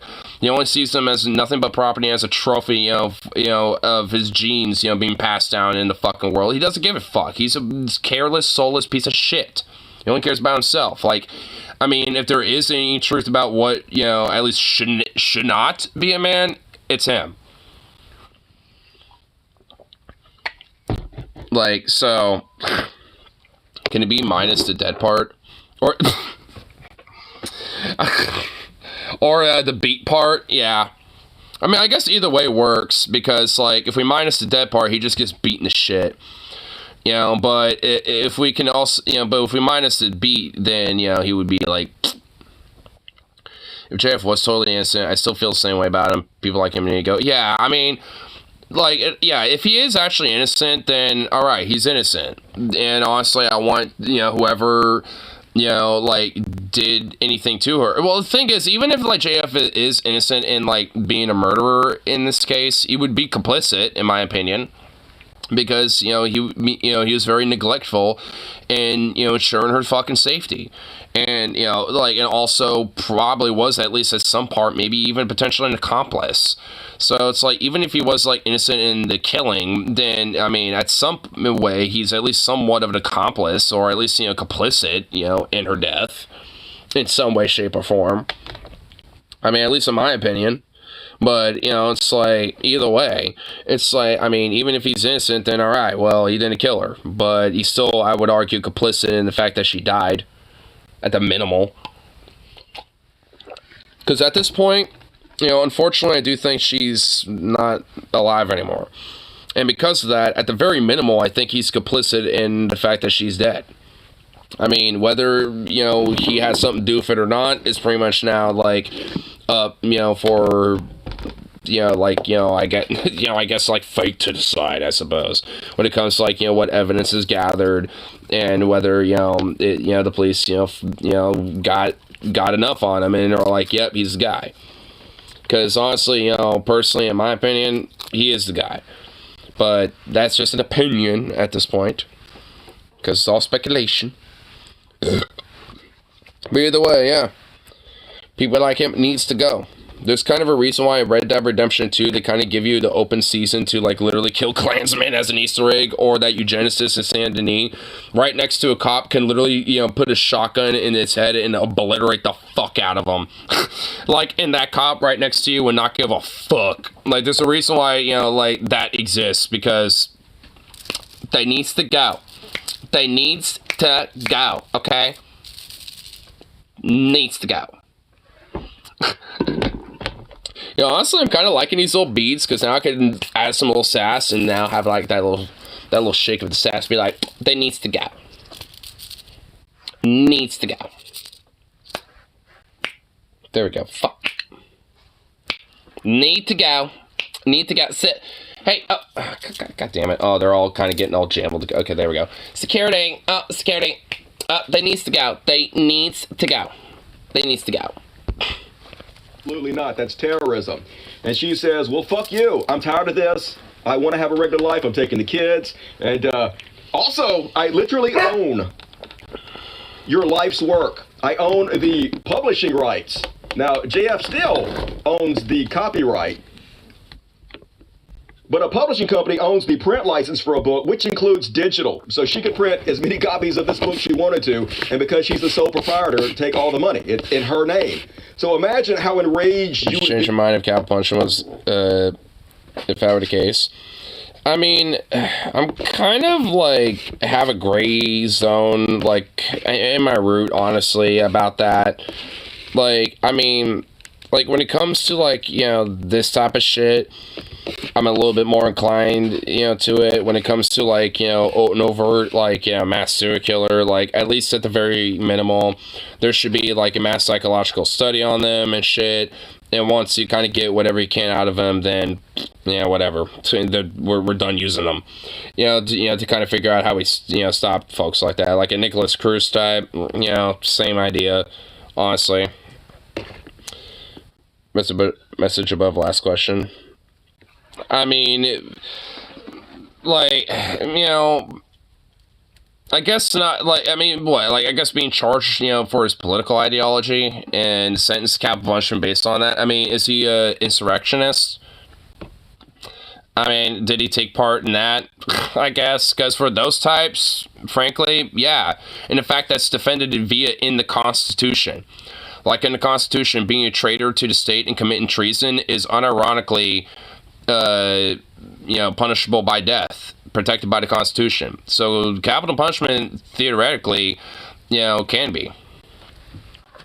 One of my messages got censored. Oh, is that what happened? Okay, well, I guess I can't help you there. So, what is? Oh my God, what is this dog's deal, bro? Oh my God. You want to hear? Hold on.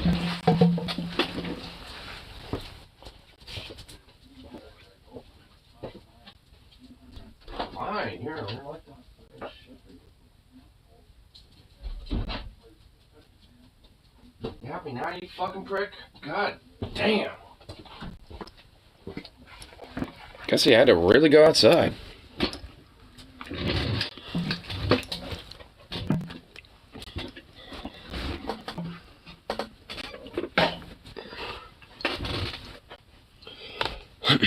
But yeah, I guess what your message was, I mean, my point will still stand.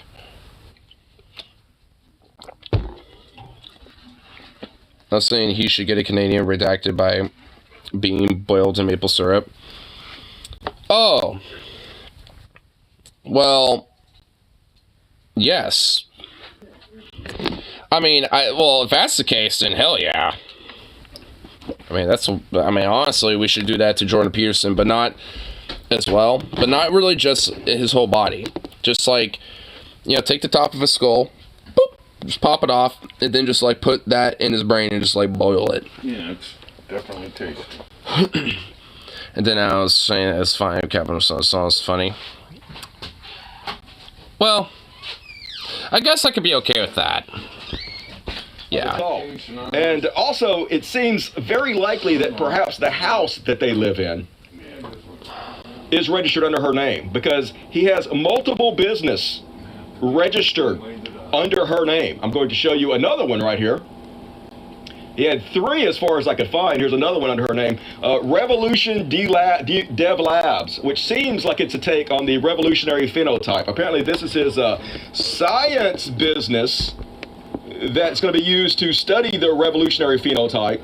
I guess do a... And the registration date was December 6th, 2022, so last year. Scientific work with it. It is sole proprietorship owned by Alora Patone. So this woman owns JF Garapay. Probably owns his house, owns his life work. Probably threatened to take the kids, and that, in my opinion, probably, this is once again speculation, 100% speculation, is why I think she ended up getting killed.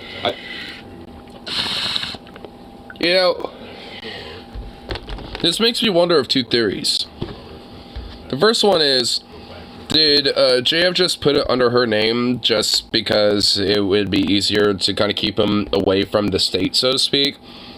Or is theory 2, Elora is not exactly as disabled as she really is?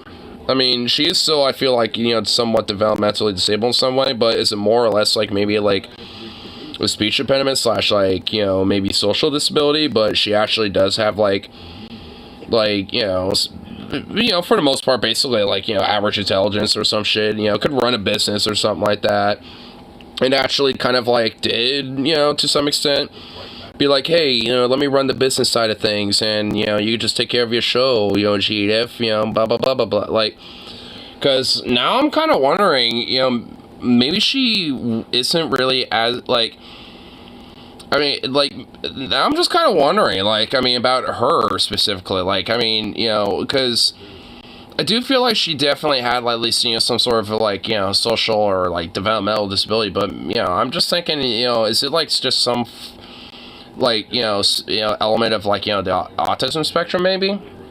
When a part of that, is just, like, there's like a little bit of a speech impediment with it, I guess. I mean, that, because there was also that other girl, remember, with like the fake autistic versus, the other ones who are, like, in that one chick who really was obsessed with pink, was like, she kind of had like kind of the same vibe. Like, actually generally really smart, but just, has like kind of a social size speech impediment a little bit. I wonder if just Elora was just kind of on, kind of around that same type of, kind of spectrum a little bit.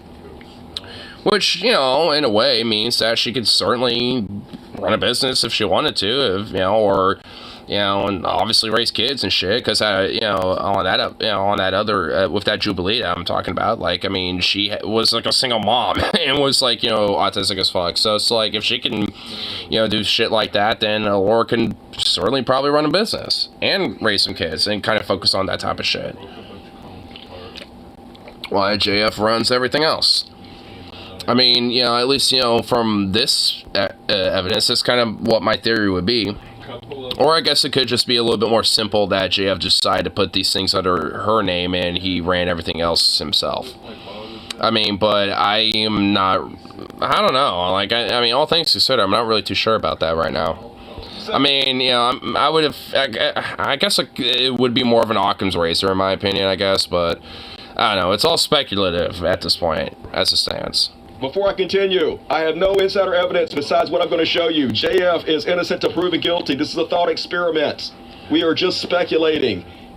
He definitely should not be put in prison before he is convicted in a court of law. Absolutely not. So I am just doing a thought experiment. I have no idea. Well, for being an utter goddamn degenerate swine, I mean, he probably should be jailed for that. He's completely 100% innocent. It doesn't fucking seem like it. It all seems very suspicious, but I'm just sharing with you the information I have gathered. So, before I continue, I want to show you a quick video of Alora, just so you can see the mindset of the woman we're talking about. Also, it's important to have her face out there. JF won't show her face. He won't even show her picture. Now, the reason I think that he's not showing her face or her name, even saying her name, period, because he's afraid somebody is going to Google her name, and if you Google her name, you find out where her last address is. Now, I am not going to reveal. I've blocked it out here. I'm not going to dox him. But the thing is, I mean, honestly, like, I wouldn't really give a fuck one way or another, IMO, but, you know, I guess I respect the ethics of Dusty. I'll give him that. I respect his principle. Drop him off naked in the wilderness 50 miles from any kind of civilization and see how alpha he really is. Give him nothing more than a GoPro. And then, like, some sort of, like, tracker, you know, that he can't get, can't remove. Because if he tries to fickle-fuckle with it, like, it tases him or something. Like, I mean, so once, like, so if he makes it back to civilization, then, hey, hoorah. But if not, then, well, we get to see how long he survived. I give him maybe 5-10 minutes. Well, honestly, you're a lot more cutthroat. I was going to be generous. I was going to give him at least, like, a day or two. Like, because at least as it stands right now, considering we're rolling in winter, like, unless he finds a way to find, some shelter and, like, insulate himself, he'd fucking die. So I'd give him, like, literally 2 days max. But, alright, I mean, yeah, I was gonna get a lot more utilitarian about it, but you're just like, you're gonna think, like, no, it's gonna be a bear that's gonna be hungry as fuck, and he's gonna see him as food, and he's gonna just eat his ass. Be good eating for the bear. What is up, everybody? I have now married this raccoon. It was love as visit that shall now commit the insemination, and then the raccoon just, like, literally rips his dick off. Doxed her. He publicly registered businesses under her name to where anybody who Googles her can find out what her last known address is. So before anybody accuses me of doxing him, no, he doxed her. He didn't give a shit about her. He was busy doing some shady fucking shit, I'm guessing, and would rather have his businesses registered under this woman who seems to be sort of mentally infirmed. So here is just a quick beginning of a video for Alora. Turn it up over here. Boom, boom, boom, boom. See what you guys think about her mental state. Hi everyone, it's me, MamaJF. How are you? Okay, honestly, for half a second, I thought this bird is real, but I don't think the bird is real. Okay, so today I have decided to make a little video for you because I want to explain you something very important about the life. And also, I have a little message for Mr. Donald Trump. But first of all, I want you to listen to my story so you will understand better what I'm saying. Okay, so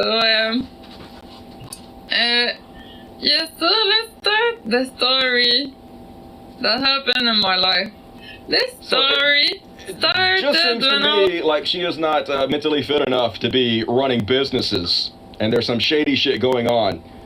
I mean, that's kind of why I feel like Occam's Razor thinks, JF just kind of used her name to just, like, essentially, like, whatever money and whatever financial transaction happens under her name, not his name, and he could basically be the sole proprietor of her finances by just kind of taking control of them in totality, and not have her, like, run her own finances, basically.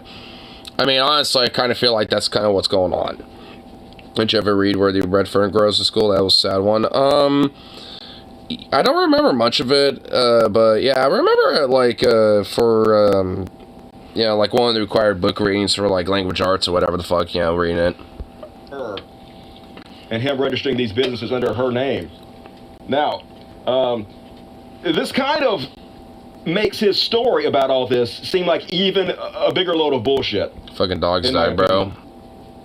Oh, man. Oh, yeah, it's that. Oh, okay, now you're starting to make me remember it. Oh, fuck, don't remind me.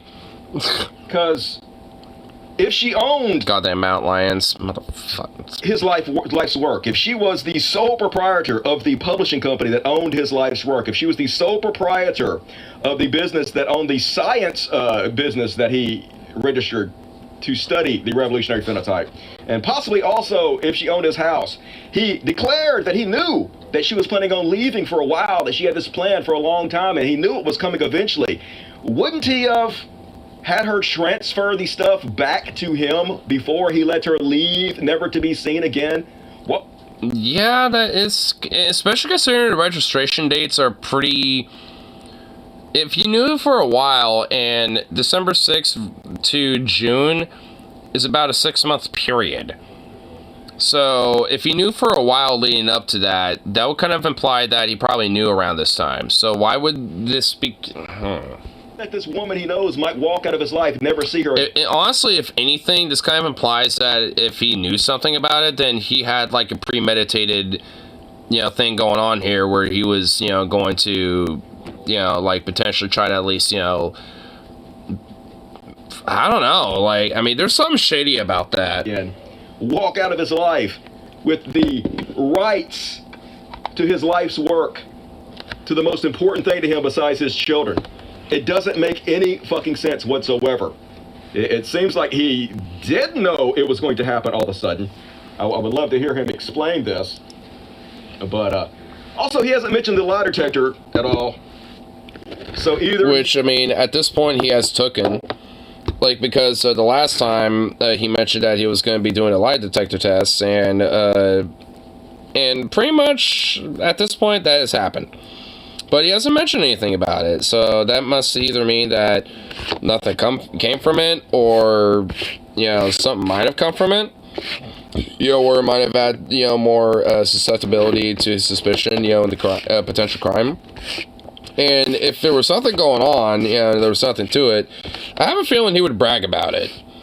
So, I mean, my speculation is there was probably at least, something that might have been incriminating to the potentiality of him being, at least complicit, or at least, involved in some way. And now, because of that, he doesn't want to mention anything to it. So, I don't know, it seems a little suspicious, because if there was nothing to it, I mean, knowing how much of an egotistical fuck this guy is, like, I mean, at least, to me, it seems like he would be bragging about that. But like, oh yes, they tried to see if there was, like, something I was lying about, and there was nothing. They could not find a fucking thing. It was great, and and it was very cordial and respectful. Blah, blah, blah, blah. And he would be fucking bragging about it. So if he's not, then especially to maintain his whole alibi and shit, he's just gonna, not mention anything about it, because if he does, then the police could probably potentially use that as like, oh, well, if you know that you're detected for lying here and there or something, then why'd you mention it? Blah, blah, blah, blah. So he doesn't want that. So it kind of makes me think that there's something about that lie detector test he took that, as much as it is pseudoscience, it does kind of at least give at least some sort of an inference, to some extent, about whether someone might be a suspect or not. But it, again, it's not necessarily admissible in court. But I guess it is Canadian court and Canadian shit, so I don't know exactly how their stuff works. I imagine it's not really exactly too far off, from how it is in the U.S. Out of the lie detector, or it didn't go well. If it went well, he will be bragging about it. Oh, I aced that. They know I didn't fucking do it. They know I had nothing to do with this. He definitely would be saying that. Yeah, that's how I'd think. If it was a good outcome at all for him, in my opinion. So, but like I said, if she said, hey, I'm going to get rid of my cell phone, and you're never going to hear from me again, the first thing I would think he would say was, no, you own the publishing company to my book, my life's work, and possibly my house and my other business. I mean, there's also a slight baby aside, but, like, I mean, if she was going to, like, get rid of her phone, wouldn't she just change her phone number? you know, and have a new SIM card and shit? Wouldn't she just do that so she doesn't have, you know, so JF doesn't have her phone number anymore because she has a different phone number? Wouldn't she just do that? And just, like, you know, cut off social media, but at least, you know, keep her phone number and just, like, let her friends, you know, on other social media platforms that she at least could trust, or at least family at the minimal, you know, stay in contact. You know, so it's like, that's also kind of another thing I just kind of thought about there for a second. It's like, you know, it's like, if she's gonna, like, get rid of her phone, why wouldn't she just, like, change her phone number? Probably some voodoo shit. we leave the leaf by you. Stay green, innocent. Yellow, accessory. Orange, accomplice. Red, guilty. You're the mother of my 2 children. No. We have to work this out before you can just disappear off the face of the planet. I'm going to need you clearly for business purposes. You know, and also, if that's, you know, the case, too, that from what Dusty's saying, why would JF be just like, oh, okay, you could just leave? You know, that part of his alibi doesn't make sense now if that's the case. Because if she, you know, has her name under, you know, his different businesses and shit, he would want to make sure that shit's worked out, you know, so to speak, right? At least logically speaking. Does not pass the sniff test. It seems like complete fucking bullshit to me. So, that brings me to the tip I got, folks. Now, I was surfing Facebook, and I was surfing the DMs on Facebook, and I did not realize that on the DMs of Facebook, there is a spam folder. I've never seen that before. I don't even go look at that shit. I almost never even read my DMs. And so I just happened to click on my spam folder out of the blue, and I got a message about 3 weeks to a month ago. Yeah. Oh shit! Leaf turns brown. They pull out a gun, shoot him on the spot. What does brown mean? Not human. So fuck. From one of purportedly JF Garapay's neighbors. And I did confirm this was one of his neighbors. I just I clicked on her there. Sorry, I clicked on their Facebook page. Well, so, okay, I guess unintentionally, Dusty mentioned that. So I guess the tip came from a neighbor who was a woman that happened to be in the area, I suppose. Like, it was a real Facebook page. I mean, it had been there forever with pictures of their family, like pictures of, you know, you can tell a real Facebook page from a fake Facebook page. And the address they lived in was exactly in the same area that JF Garapay lives in, which backs up what they said. Now, they could have, maybe they were wrong about what they said, maybe they're trolling, but the fact that they live right there by JF Garapay kind of lends credence to what they say might be true. At least they might think what they're saying is true. So I've edited out every part of this except for just the main part. They said some other things, but they are scared. They're frightened because they think JF Garapay killed his wife. Dude, even, okay, so if we're gonna at least, you know, go with the benefit of the doubt here, one of his neighbors, she's freaked the fuck out over the fact that, like, that this, oh my god, this really makes me, oh man, this is fucking, what? Him coming to their house and murdering them, so they're a little bit, Wait, so they honestly are, like, that freaked out about it, where they think, you know, he did it so much that he might honestly kill other people in the neighborhood? That's how far that, oh my lord. They must, oh shit. Wanted to make sure that I did not in any way release any information about them, which I have no intention on doing. This is loading up very slowly. God damn it, come on, load up faster, asshole. Which I'm good, you know, Dusty stays principle to make sure that, you know, her identity is, you know, concealed. I know he accidentally slipped up with that, but, I mean, whatever. I mean, you know, nothing, there's not, I mean, just because, like, you know, there's, like, a gender to it, doesn't really mean fuck all, I mean, honestly.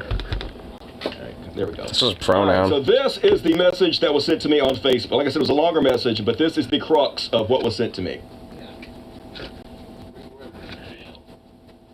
Check under the big flower box that he decided to build the same time she went missing. The big flower box he decided to build at the same time she went missing. The big flower box? So he has, like, this big, like, you know, flower bed that he constructed. Interesting.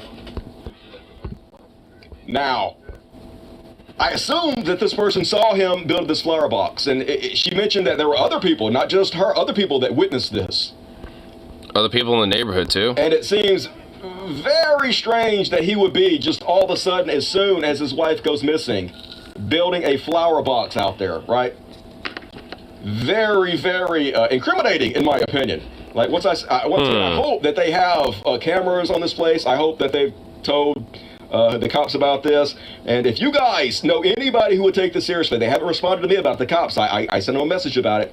Please get this information to them. And if they want to ask me about it, I will tell them who this person is. Obviously, I will reveal the identity of this person to the cops if they ask me. I'm trying to keep them not as anonymous as possible. But if the cops want it, I would definitely send it to them. So my email address is cultofdusty and the number 2. CULTOFDUSTY, the number 2 @gmail.com. If the cops want me to give them more information, I'm happy to do so. Just email me. If anybody out there wants to send me an anonymous tip, if you live in the area and have some information, please send it to me because I want to cover it. Since it just ended, it wasn't up yet. Hey, there we go. It's up now. All right, now I can show you guys. Finish it where him bragging about how hot the women he is getting is. Let me scroll up, see if I can find exactly where it is. Scroll. Where the fuck is it? Is it earlier? There we go. Oh. There it is. It's at the end of this. Okay. All right, here we go. What the hell is he watching? Sorry, ladies, he's taken. I've been forgetting it for like 4 shows. And so I want to come back to it, replicate all what we infants who are interested in me. Doors, yeah. Here we go. I'm like, there's more who is out there calling. As such a hypocrite, he claims to be against cultish behavior, yet he proudly has cult in his channel name. I know, dude. Falsely incel, because I'm not an incel. I am in a relationship. My relationship status has been updated.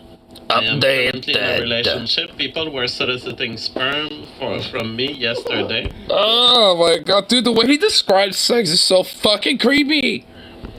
To refuse the opportunity, all lines of production of sperm and frozen sperms have been halted. Holy shit, it's creepy. There is, and so when people go out there on Twitter and think that calling me an incel is an insult, I'm always laughing my ass off because it's false. And I'm like, there's more chance that the person calling me an incel is incel themselves. I bet JF is like fucking a jellyfish, dude.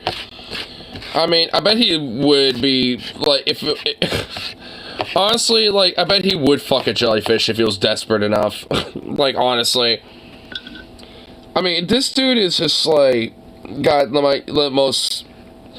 I mean, what like this weird fixation of like incel, you know, just really shows that his community is basically built entirely of them, and he's trying to like basically downplay the idea of like, oh well, you're one of us kind of now at this point. And it's like, no, I'm not. My dating has been updated and blah blah blah. It's like, dude, oh my god. And I really feel bad for the fact that there is, like, dudes that are, like, lonely as fuck and shit like that. And, and obviously there are people that, need to kind of, like, try to figure shit out and stuff. I mean, I get it. Like, I mean, it's that shit sucks. But, like, oh my god, the specific niche, like, freakazoid, manosphere, like, incel dorkbag fucks are just, like, the most pathetic shits I have ever seen. Like, I mean, because I see, like, a lot of what they fucking spew, like, and shit, and I'm like, I mean, what the fuck? Like, I mean, how in the hell, like, do you expect someone to try to, like, like, help you out, so to speak, if you're just like, fuck the women's, I need to just legitimate them like they're cattle or something. It's like, I mean, yeah, because you're gonna be winning over a lot of people, that shit. I mean, it's like, what the fuck? It gets me so mad that I have to take a... Oh, okay, I saw what you're saying. I'm not gonna kind of... okay, now that I see what you're saying, I'm like, okay. Why don't incels do this instead? I guess we'll take a quick little intern. Just check. The female orcas aren't having sex with us. We have radicalized by online forums on predicated violence. White orcas are attacking the boats. Well, what about White Gladius? Like, she's kind of the one who started it. So was it a femcel who started it within the orca community? Oh shit, dude. It was a dude, like, oh fuck, it was a femcel orca. Oh shit, dude. Oh shit. Whoa. That kind of explains everything, doesn't it? Either that or she's just a dominatrix slut. I mean, it's one or the other. God damn it, Sukkot. Sukkot! Okay, hold on. Hey, no, we're not having that. We're not having that. We are not having that. We're not having that. I'm calling Gil. No, we're not having that. Hell no. Hell no. Hell no. Hell no. Hell no. Hell no. Hell no.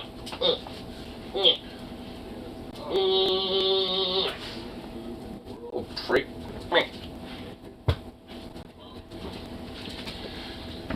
That's what you get. That's what you get, boy. Then Yeah, dude, you're an alpha male pussy slayer. That's why you have to root for a society where women are constantly raped, where you want them being constantly dangerous. They fear for their lives so they won't fucking leave you. Just like every other woman you've ever fucking known has done. Just like, where's this woman? Where's this hot-ass woman, dude?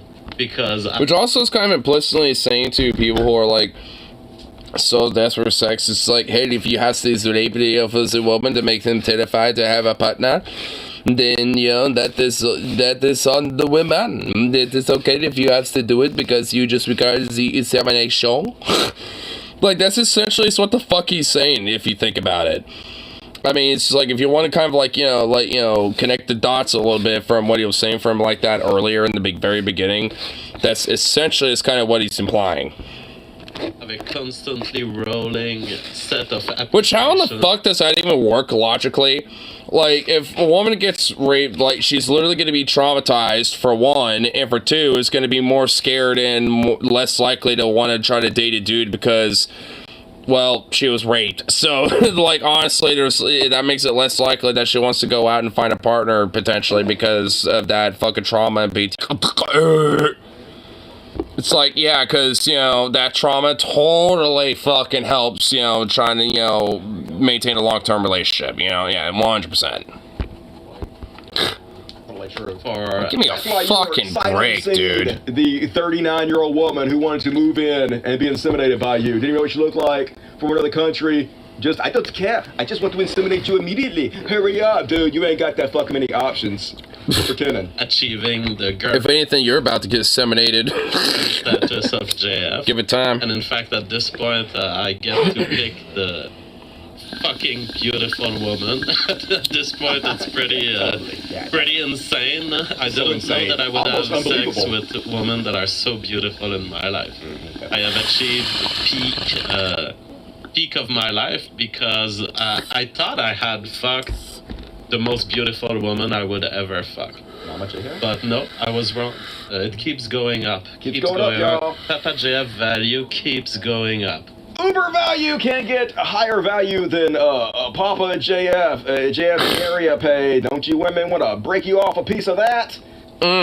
Yeah, dude, the alpha energy of this guy is just like screeching, dude.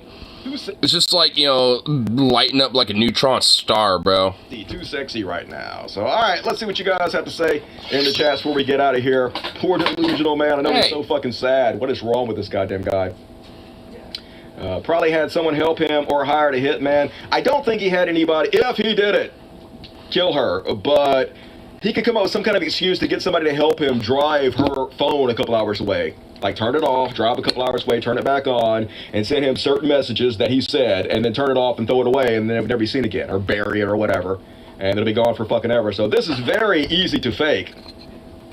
Unfortunately. Which is honestly kind of why he brags, you know, about, like, sterilizing his house and shit like that, because he kind of has this mentality of, like, oh yeah, basically I've gotten away with it. And it's like, bitch. I mean, honestly, at this point, as it stands, like, you're fucking lucky if you're able to get away with this shit at this point, because of all the evidence and all the incriminating shit that you keep saying. especially with like your alibi, you know, as it stands now, because you know, part of it doesn't make sense. I'm sure. Yes, I'm sure women who don't have any emotional development issues are just lining up for Pillsbury Doughboy's sex offender cousin. Oh my God! If you're definitely not a Kit Kat bar, oh come on now. You know you want to give him a break. Just it's like what you said about cult leaders. They can look like anything. True, I guess. But I mean, his past history doesn't seem like he's having to beat women off with a stick. If he's having to take women who are just 39 years old and he's never seen them before and has no idea what they're looking like, and he's just begging them, trying to pressure them into coming and living with him. That is not a lady killer, in my opinion. But who the fuck knows? Probably does wear lifts, I imagine. He would definitely meet some hotties in prison. I got nothing to say about that. he gets lifts just like Ron DeSantis does. This guy just broke my creepometer. He definitely a creepy a creepy motherfucker. A creepy fucker. Have you asked the neighbor to contact the police themselves? So, the person that sent me the message has not been back online since I received the message. I guess they don't use Facebook very often. Like I said, they sent it like a month ago. I guess they figured I wasn't interested because I didn't respond or anything. I've responded now, but I have not heard back from them. So I'm waiting to hear back from them. I'm hoping that I can get in touch with them, and I'm hoping I can, like, interview them. I don't know if they want to come on here, or if they just want to do an anonymous interview. I have questions I would love to ask them, but they have not even checked the message yet, so I'm still in a holding pattern on that. And, all right, let's read the super chats real quick. We're going to get out of here. Like I said, this is just a short update. Hopefully I'll have more information in the near future on this. I mean, you know, like, considering the updates so far, especially if that, I mean, it's pretty peculiar for sure. I mean, I kind of wish there was, like, a little bit of a photo of this, like, flower bed or some shit attached to it, because, like, I mean, goddamn, I am honestly really curious, you know, about what that kind of looks like with the before and after shot, you know what I'm saying? Like, I mean, because that would be really interesting. Because, like, I don't know if she's, like, buried her, but I do think that there is probably, you know, potentially evidence that might be buried there. What's this? Need? Oh my god, what the fuck is this, and where can I get one? Dude, it has the Nilla wafers. Dude, those Nilla wafers... Dude, Nilla wafers are fire as fuck. I'm just gonna put that right out there. Dude, Nilla wafers are fucking bomb, bro. I don't care what anyone says. Nilla wafers are like the goddamn best thing in the world. Sky High Banana Pudding Pie. Oh, yes, please. Good sir, yes, please. Yes. Oh my god, you have made such a mess. Fucking little prick, you made such a mess over there. Dude, what a... Seeing Seeing pie or cake or anything like that with vanilla wafers in it as auto slap. Oh, dude, it is literally an automatic slap, dude. It's one of those things where you just don't have to really, like, go really into detail. You just look at it and it's like, yeah, this slaps. Oh, here. I actually want to check out something that I'm this has been like my new little guilty pleasure with this dude, but I want to find specifically an episode, or I guess a video that he did that I want to check out. This is a dude that I found named Chris James, and he checks out like some pretty funny stuff every now and then. And okay, I found the one I want to check out. Wait, is it this one? You know what? Oh, fuck. I don't know if it's gonna be this one or, which one should I, you know what? Should we do one I haven't seen yet? Now that I think about it. Let's see.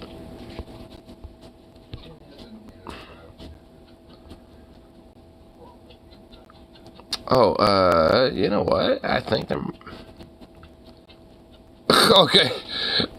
Oh, you know what? Actually, yeah. This reality show, Airplane Repo. Okay, you know what? Yeah, it will be this one. You know, I haven't seen this one yet, but let's check it out. Let's check it out together. Fresh-faced. Because like I said, this guy's kind of a guilty pleasure lately.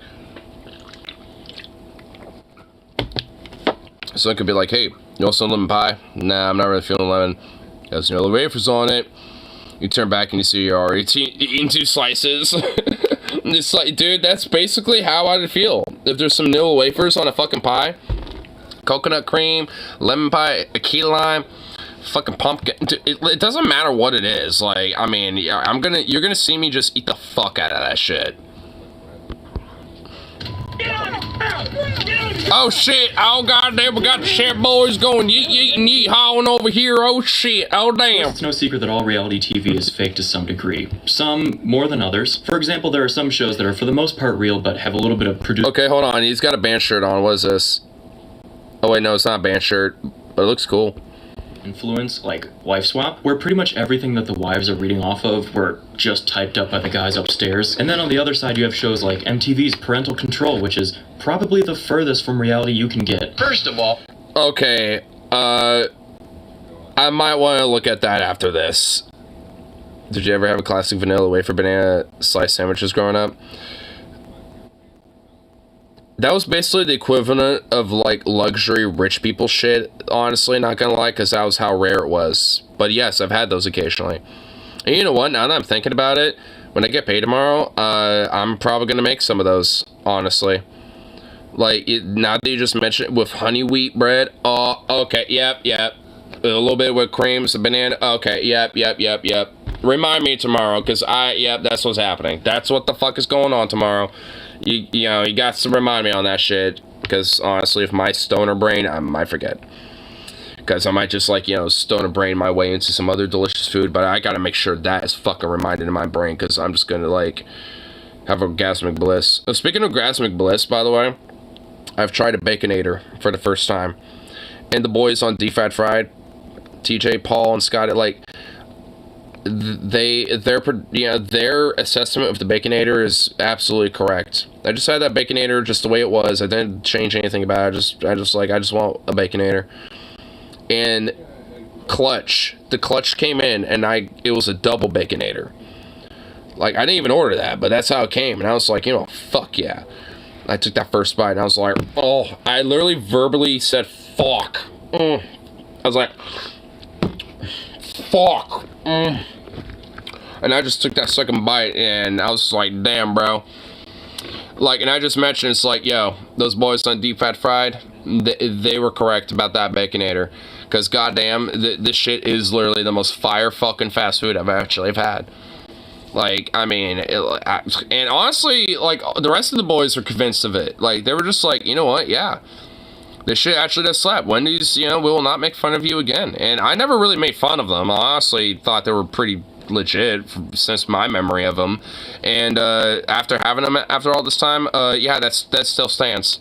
Wendy's fucking top G fucking shit right there, dude. Unironically, like, dude, like, I mean, that's just my go-to for Wendy's now. Is that it's gonna be a goddamn Baconator. Like, cause holy fuck, that like, that was euphoric. You know, to have that after a concert and shit. Was it in fact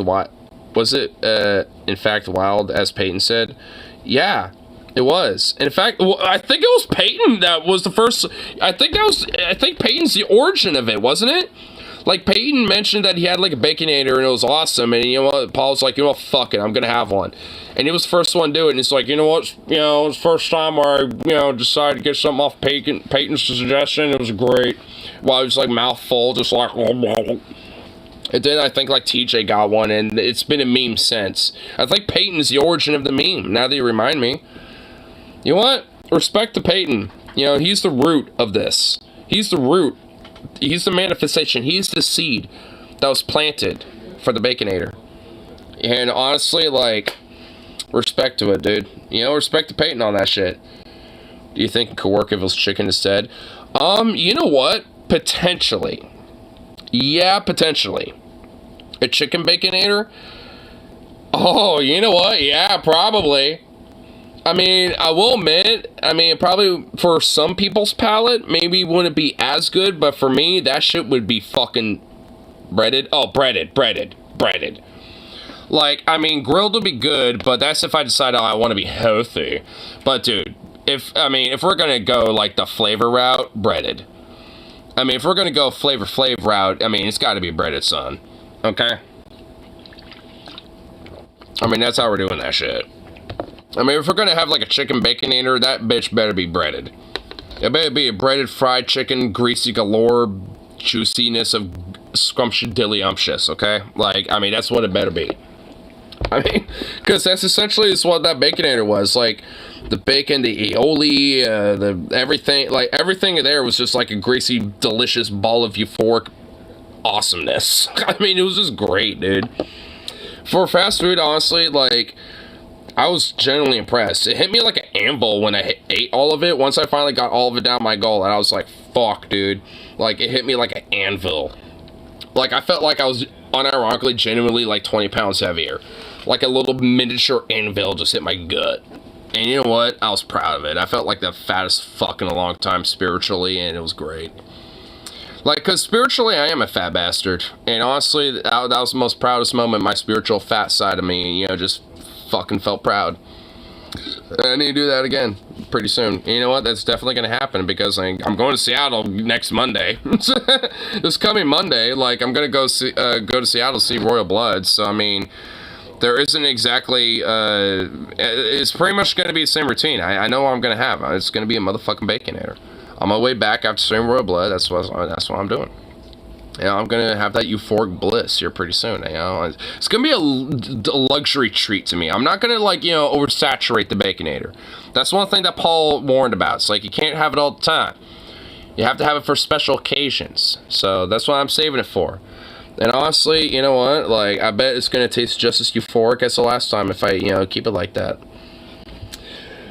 Because, fuck, dude. Like, you know, honestly, now that I'm thinking about it, I'm pretty sure I already, like, had this conversation on stream. But, you know what? I don't give a fuck, dude. Like, I mean, that baconator was goddamn fucking fire, dude. S-tier fucking bars, bro. Like, I mean, it's worth talking about again. I mean, it was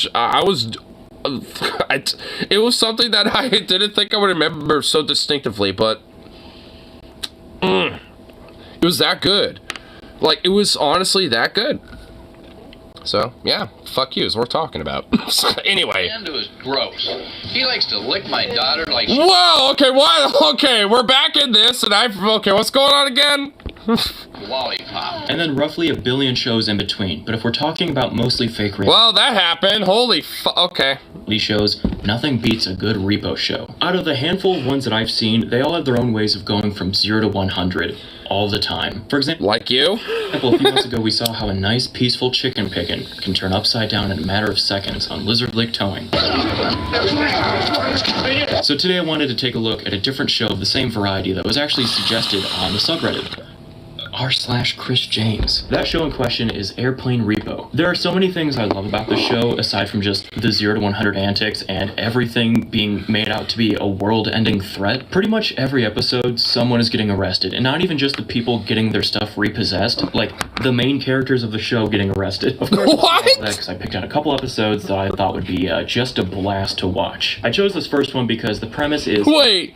So even some of the main characters who are doing the repossession are also getting... Oh my god. Okay, we're in for a treat. One of our main repo men has to steal $1 million plane from under the nose of a skydiving school owner. Also, they love to say $1 million plane. And don't... What?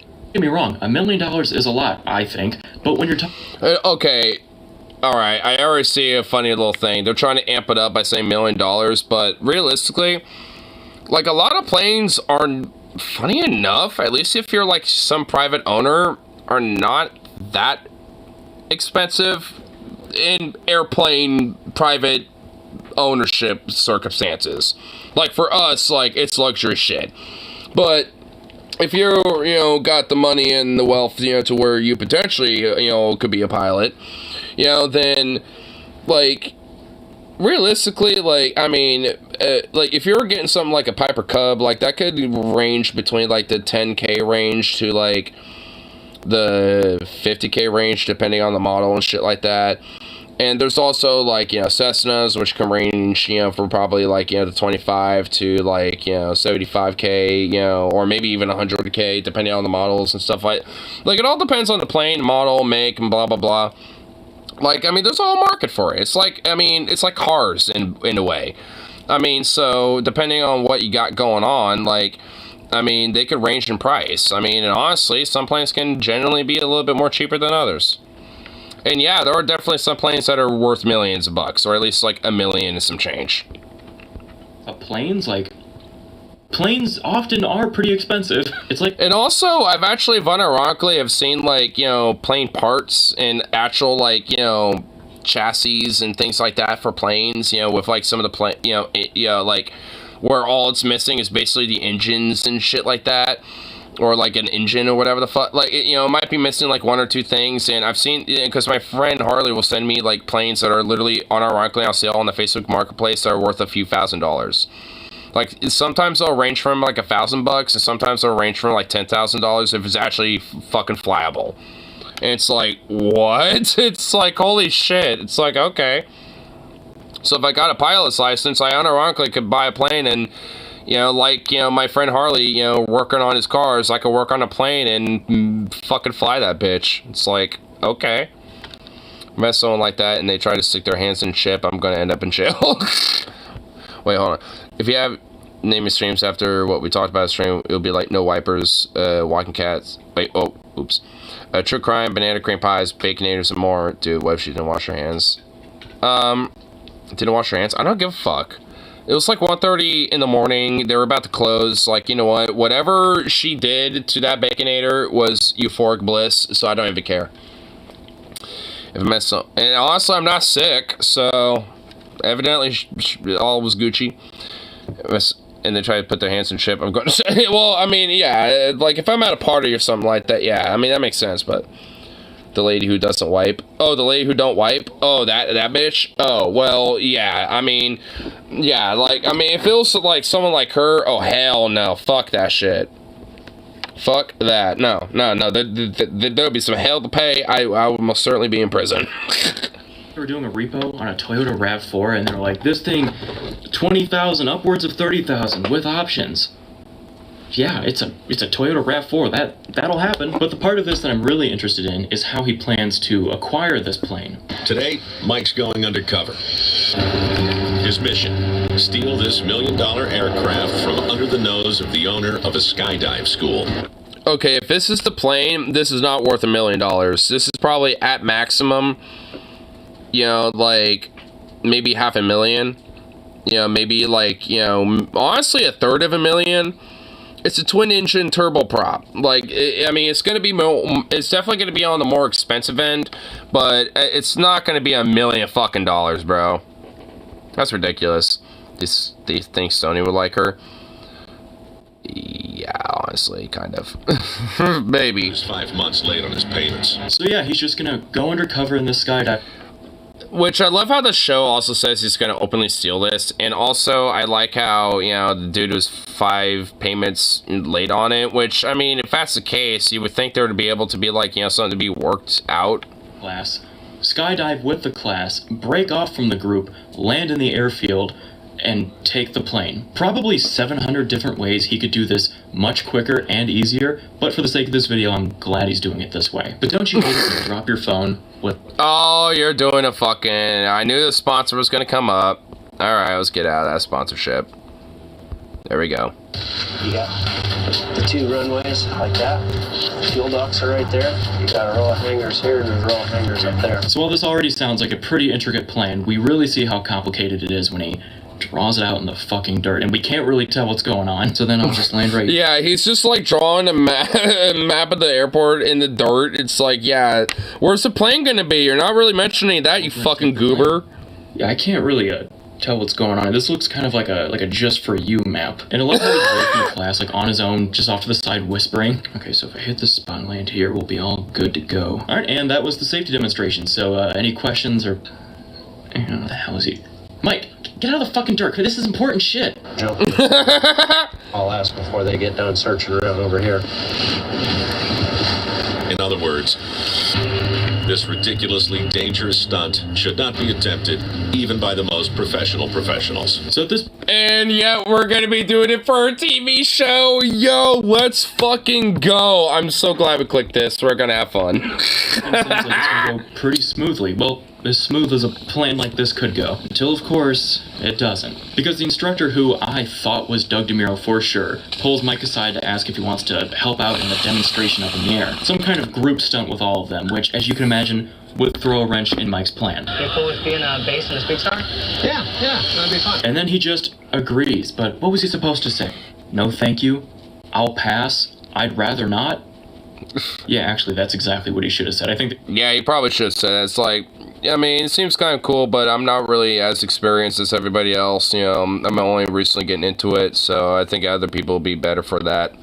I've understood. I think Mike just knew he had to stretch the runtime, and even doing that, it doesn't help because there are so many other things going on in this episode that is not this, and they take up way more time. I'm going to give him a little bit of cushion so he doesn't know we're right behind him, but keep an eye on which way he goes up here. So for this next one, what do you think these guys are going to be repoing on the TV show called Airplane Repo? If you guessed airplane, you'd be a big, stinky, stupid idiot. Why would you say that? They're, of course, going to be repoing a yacht. And not even $1 million... A yacht? Wait. Yo, that's a little bit of a clickbait. A yacht? $1 million yacht. What the hell? A base model?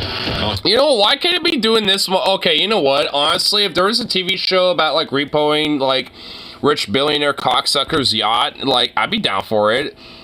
You know what? I mean, I think I'm starting to kind of be won over by this show. I've never heard of this show before. But I'm kind of being won over, like a bunch of rich fucks, you know, like skipping on their payments and shit and getting the shit repoed. I mean, okay, hell yeah. I mean, I can't be against that. To $300,000, but with luxury options, it can top $1 million. Okay, I guess with options, it's technically $1 million yacht, but we find that out through their shitty 3D rendering that they do for every... Which, honestly, I guarantee you this is more like a $500,000 yacht, considering the values estimated in between those values. They repo on this show. And for this one, we're following Ken and Danny. Now, Ken is a repo man, and Danny is his... Oh my god, Danny looks like a fucking shut if I've ever seen one! Protege, I guess, ex-repo man, who is not one now, but trying to be. I don't know what happened. Wait, what? He's an ex-repo man, but he's now a repo? Oh, wait, okay, what? I don't know how this shit works. Danny is served as Ken's apprentice. Also, it wasn't until now that I realized the narrator was Mike Rowe. So I guess they saved a few bucks on that since the Discovery Channel owns him. Now we find out that over time, as Ken's apprentice, Danny has, well, dropped the ball a few times. I highly recommend it. You can find anything. I'm starting to fool. Except his car keys. It took off with the books, man.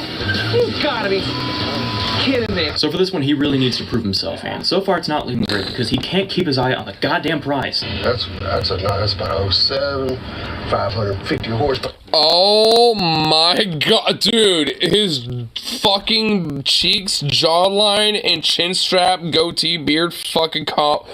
Yo, dude, this guy is awesome already. Alright, he might be a fucking chud, like, but oh my god, I love it. The factory. We mentioned it to the bank. They said right now all they want is that boat. I don't know what it is about repo men, but they What's just... the matter? Can't not repo. It's like it's in their blood. Like the Lizard Lick episode. They ruined the goddamn chicken picking for a good score. This is a freaking get together for our friends and family, Bobby. 2 words for you. Mercedes convertible. Ken readies to launch the 58-foot yacht before the former owner returns. And of course, this can't be a smooth operation. It never can. There's always something like rope being tied to the propellers of the boat. Don't worry though, that'll only take up the entire fucking episode. And just when I thought we were getting back to... I guarantee you, like, one of the producers had, like, one of the, like, you know, set crew be like, hey, you know, before, you know, the guys show up to the boat, can you, get some, like, rope stuck in, you know, the propellers, you know, get a dive crew over there? Yeah, sure thing, bro. Section, you know, the whole reason I picked out this episode, we get a whole other plot line. God damn it. This time we check up with Kevin, who I thought was Mike. I actually just thought they were both the same person. But can you blame me? They're the same brand of person. They've both got that drinks a case of Milwaukee's Best every day, but somehow makes it to their 90s kind of look. No, we'll see more of Kevin later. Oh my god, Kevin looks like a gem. Back to the skydiving bit. And god damn it, more of the boat. And they're still spending most of the time getting this boat. Oh my god, there was like a dive team there, bro. Okay, yeah, dude, there was a dive team that fucking put ropes in there, dude. Don't worry, it works out. Even though it doesn't sound like it will. It sounds like the sun's gonna fucking explode every second.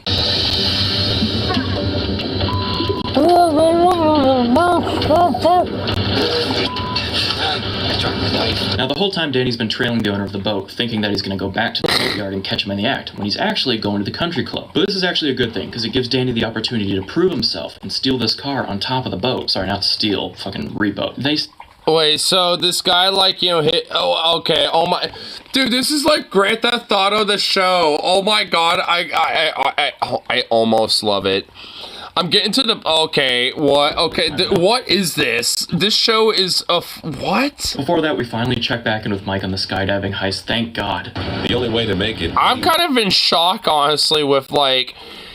how it's just all over the place. Like, holy fuck. Near his landing zone is to continue falling after the rest of the group pulls their chutes. Once they make it up in the air, they end up doing that stunt that we talked about earlier, and it goes well. They do it, and Mike breaks off from the group. 4,300 feet from Earth, the group deploys their chutes. A cool view.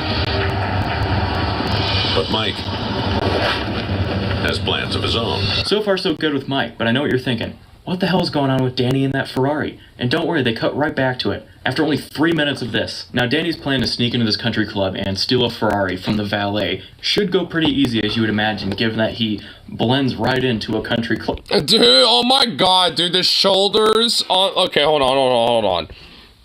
Hold up. Go pretty easy, as you would imagine, given that he blends... Dude. Right in. This fucking beefcake, bro. Dude, the chest, the shoulder, dude, he's just like, dude, he's got no neck either. He's just like, dude, he's like a fucking Hulk of a man, bro. Dude, I love Danny so much. The more I see this guy, the more he's awesome. Oh my god, they literally just steal the keys.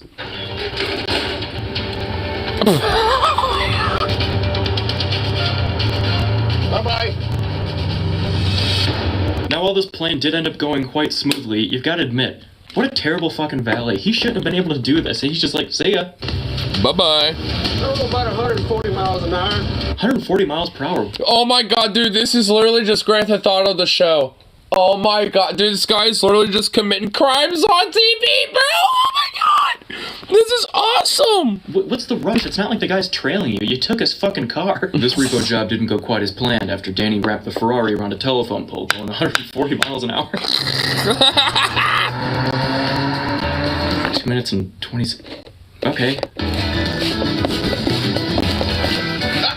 He's back. He always looks like he's on the verge of exploding out of his shirt, or just exploding in general. Like, he looks so hot. Like that sweat right... Dude, I guarantee you this guy probably does some steroids, bro. He's on the roids. To the restaurant sweat. Alright, now that we got that out of the way, Danny earned his stripes. Good, fun, whatever. Let's just please get back to the skydiving. God fucking damn it! Alright, he fixes the plane, everything works out, fine, great. Let's please just get back to the skydiving. Screaming toward the ground at speeds in excess of 150 miles an hour is Repo Man. It's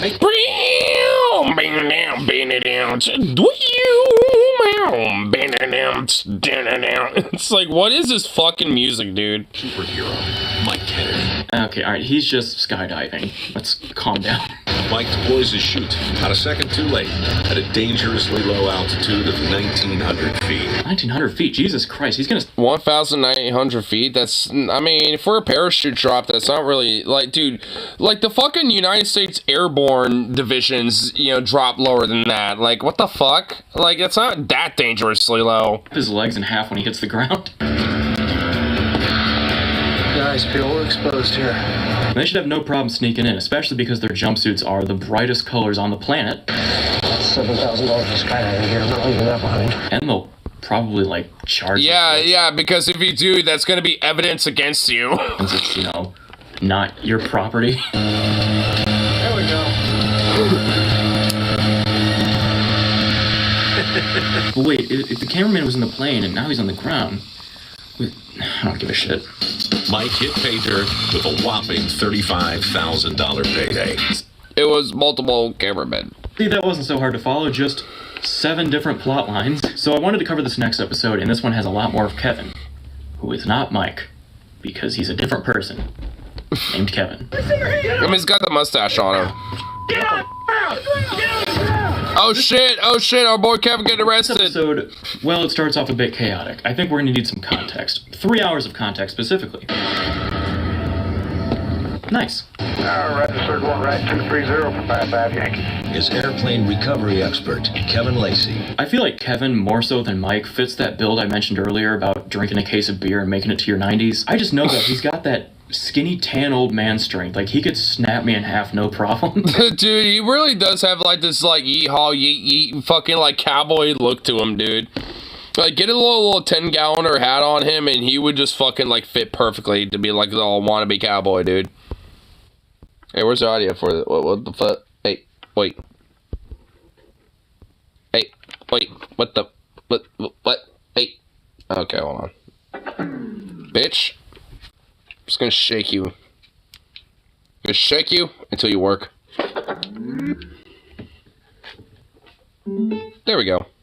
There you know it.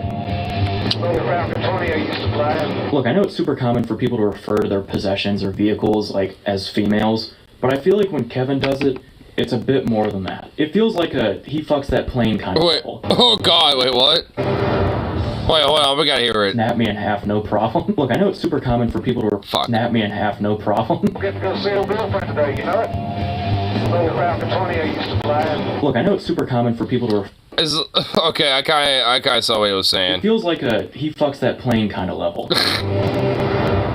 Hailing from France, the Falcon 20 is a classic among business jets. Once again, we get that super sick Microsoft Flight Simulator demo of what they're going to be stealing that day, which I assume probably most of the budget, aside from Micro, goes to. And of course, $1 million plane. The $1 million plane is coveted by collectors. Okay, a plane like this would be like $500,000 or like, you know, maybe $750,000. There ain't no way that would be $1 million, dude.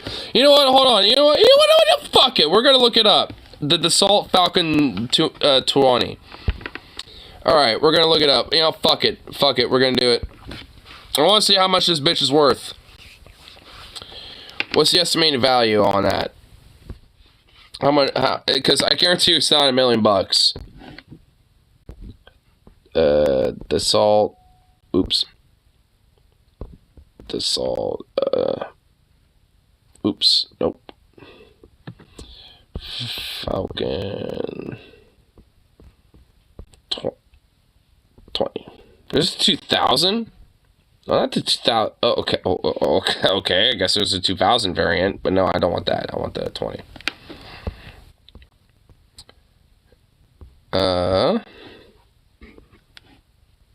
Yeah, price. Ha! It's literally, yeah. Here's the price. It's not $1 million plane. It's less than $500,000 actually. It's about, you know, at the lowest end, it's about $400,000 to $5,000, or at the highest end is $495,000. I mean, I'm not gonna lie, it's actually a pretty nice fucking jet, but I mean, it ain't a fucking $1 million jet. It's a nice one, but it ain't $1 million. Is who they're repoing it from. Kevin's old boss, who he has a rocky past with. While getting revenge on his former boss. Oh shit, this is his former boss's jet? Oh no! Okay, I can see why there was fucking cops called. Oh boy. You don't serve her. Also, this guy has no taste in shirts, Jesus Christ. I would repossess this airplane for free.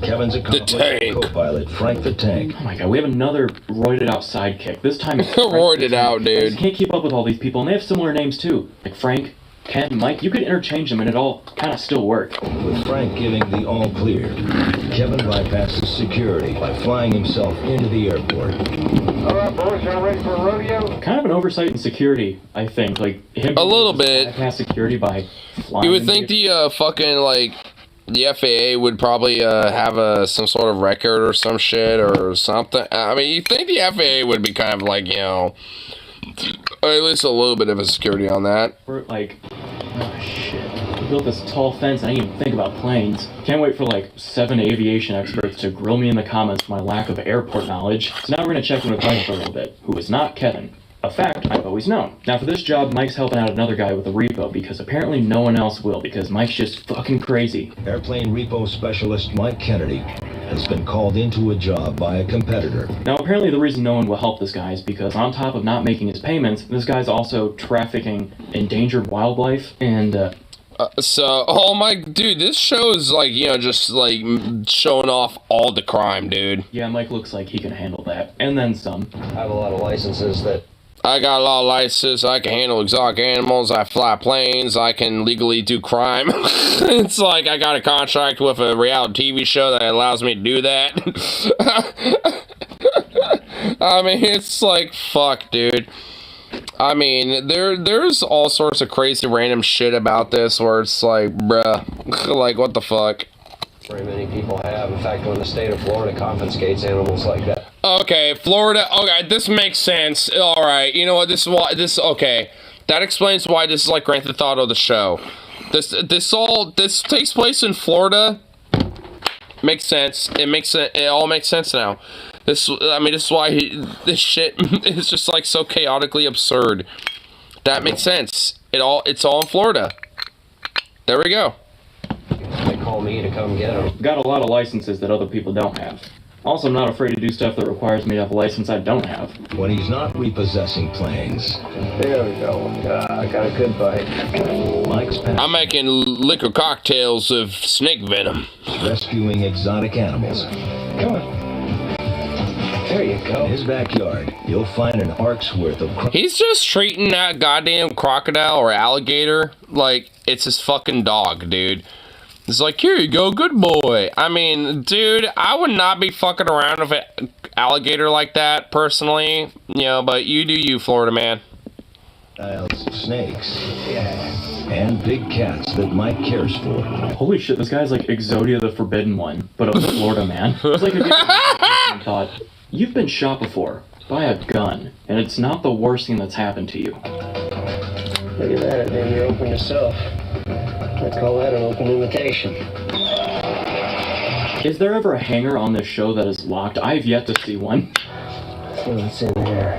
Honestly, you would think a hangar would be locked. Alright, stand back. What the hell? I thought you... Sukov, that was literally a bit. What are you... Oh my god, you fucking...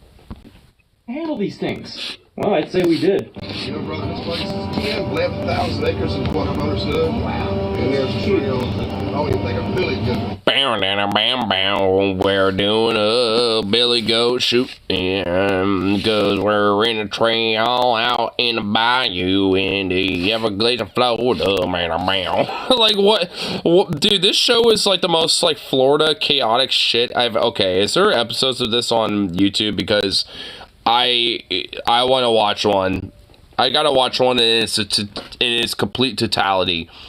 Like, holy shit, this looks amazing. How did this miss my zeitgeist? And it wouldn't be an episode of Airplane Repo if there wasn't someone repoing anything but a fucking airplane. So the question is, this monstrosity, and it brings... Oh my god, it's a monster truck out mudding in the bayou Everglades of Florida, boy, I tell you what, yeehaw, yay.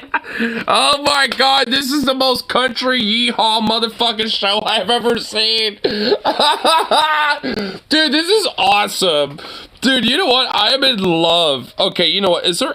Okay, please tell me there were episodes. Please, my brother in Christ, tell me there were episodes. Airplane. Oh yeah, please.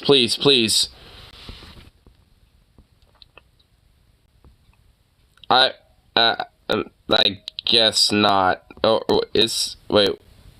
Let's see. I guess, you know, there's just reactions to it, then yeah, I guess not. No, there isn't. That makes me sad. That makes me sad. I so badly want to see a full episode of this. well, a get-together, and it's so fucking redneck, it puts the chicken pick into shame.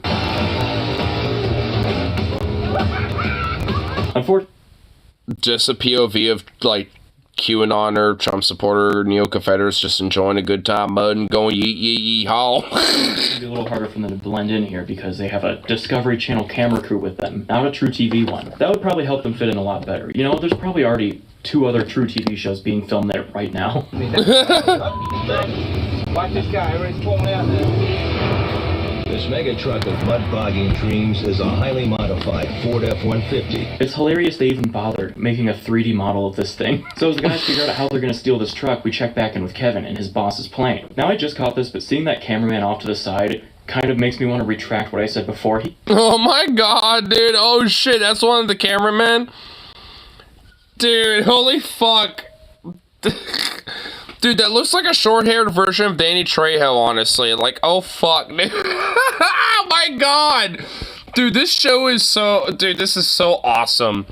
Dude, this is the best thing I think I've ever experienced. This is great. And at that function. Row 2 has ground to a halt. How about that? Sabotagers. And of course, hiccup in the plan, the plane doesn't run, so he's got to tow it over to a secured hangar so he can fix it before the guy comes back. And along the way, Kevin's old boss shows up, and they have, well, they have a greeting, all right. Don't stop in front of the airplane. Damn, I almost hit him. You see that? With nothing to... I almost hit him. It looked like it almost kind of like drove into you. Using his own plane to stop Kevin. I'm having a heart attack. Time you took my plane.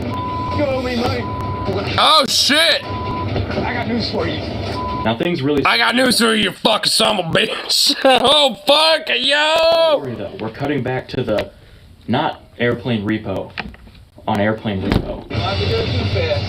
We're going back to my... Oh, dude, oh man, the fucking cliffhanger on that shit's so bullshit. Dude, okay, this show is the best fucking thing I've ever seen. This is amazing. This is beautiful. This is gold. This is platinum diamond, dude.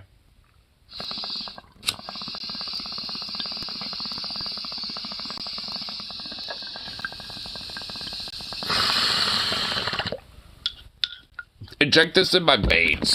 Ken and Danny are chasing down a $150,000 mega truck. And of course, another hiccup, they get stuck. Hold on, man.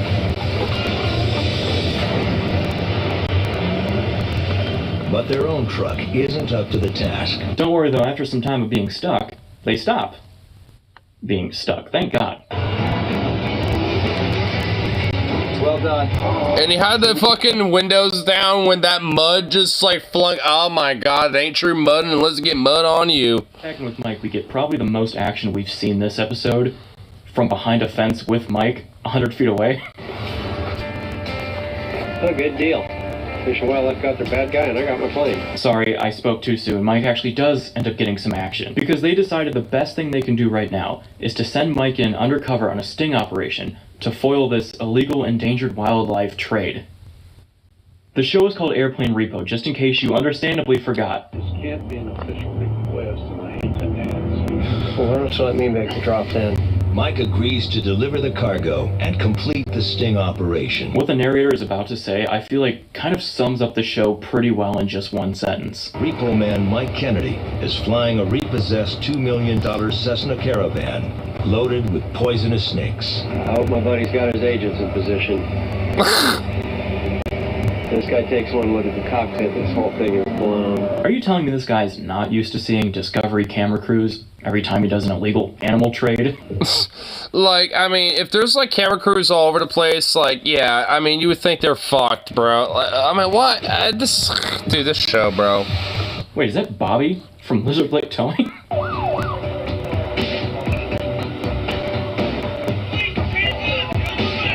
For now, the animal smuggling ring is broken. Bad guy taken down. Bad guy taken down. Oh my god, dude. Like, was this like generated by AI with that one? Got his plane. Damn. Tonight, Mike is infinite. He is the main character. Even though I picked out the goddamn episode for Kevin's plot, which is a collective 3 minutes apparently, I said that line thinking we were gonna cut back to Kevin, but silly me for assuming we'd see more airplane repoing. in Airplane Repo, the show Airplane Repo, even having trouble getting past this guard dog, so they have a solution. Armed only with a plate of barbecue. Oh, here he comes. Holy. Oh, look at that big boy. Good doggo. They just went and got lunch, and this solution was an afterthought. They're just like, well, we got the steak. Danny's plan is both foolhardy and, for now, effective. Oh, good boy. Good doggo. All doggos are good doggos. It doesn't matter what they do. Their job. That valet that let Danny steal a Ferrari, or this useless guard dog. You gotta get our ass out of here. Get in the truck. Sukov in a nutshell.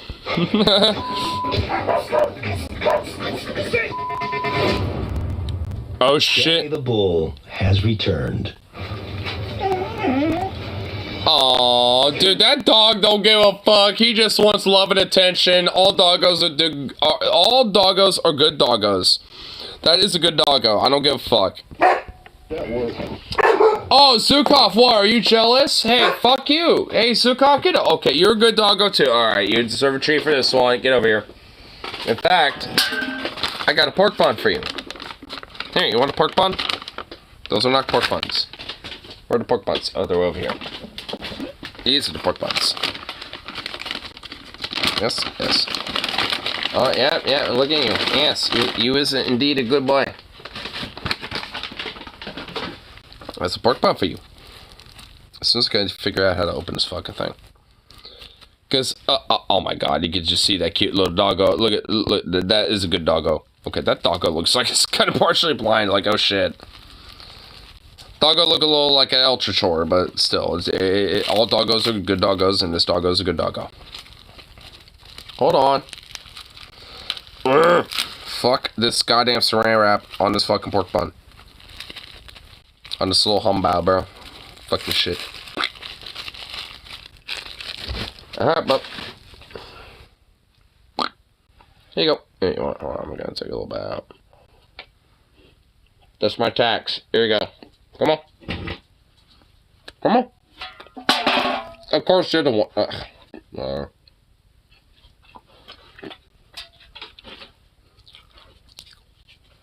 Okay. Whatever. Wanna run away? Fine. I guess this dog was just a nothing issue this whole time. Like, why didn't Danny try the one trick every dog knows a little bit earlier? With Danny holding the Mastiff at bay. I'm working it. It's up to the CEO to swipe the truck. You know, maybe they should just let Great Value Undertaker drive that thing. He looks much more capable than him, but I forgot. He's busy telling that dog to sit. Something only Danny can do. It's all good thing he's worth for. Oh shit! Oh, he's throwing his beer cans. Oh damn! About how little situational awareness the owner of this truck has. All this has been going on outside, the guard dog, everything, starting with the trucks, and he's just now coming out. You know, the answer is it's fake. That can answer every question you have on the show. Yeah, because literally everything is. Anyways, well, thank you guys. Oh, whoa, hey, excuse me. Excusez-moi, la Francois. Get us back to where we were. Where the fuck was that? Remember that? Okay, where was it? Around. Yeah, we got the puppo. All doggos are good doggos. I guess this there we dog go. was just a nothing issue this whole time. Like, why didn't Danny try the one trick every dog knows a little bit earlier? With Danny holding the Mastiff at bay. I'm working it. It's up to the CEO. A little too far back. Telling that dog to sit. Something dog, sir, is it's fake. That can answer every question you have on the show. Yep.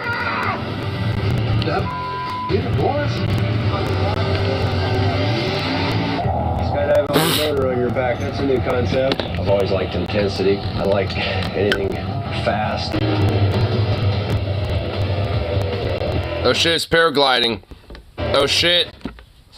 He's secretly from us. They will do anything they can to not show the repossession of an airplane on this show, titled Airplane Repo. Like, what is this paramotor clip? They have so little footage of Kevin. It's... I mean, honestly, it's because, like, the show's clickbait, but you know what? I don't even give a fuck because, I mean, the show sounds awesome. I don't even care. Experience everything there was. If I haven't experienced it yet, I want to. That was a blast. Yeah. Okay, anyways.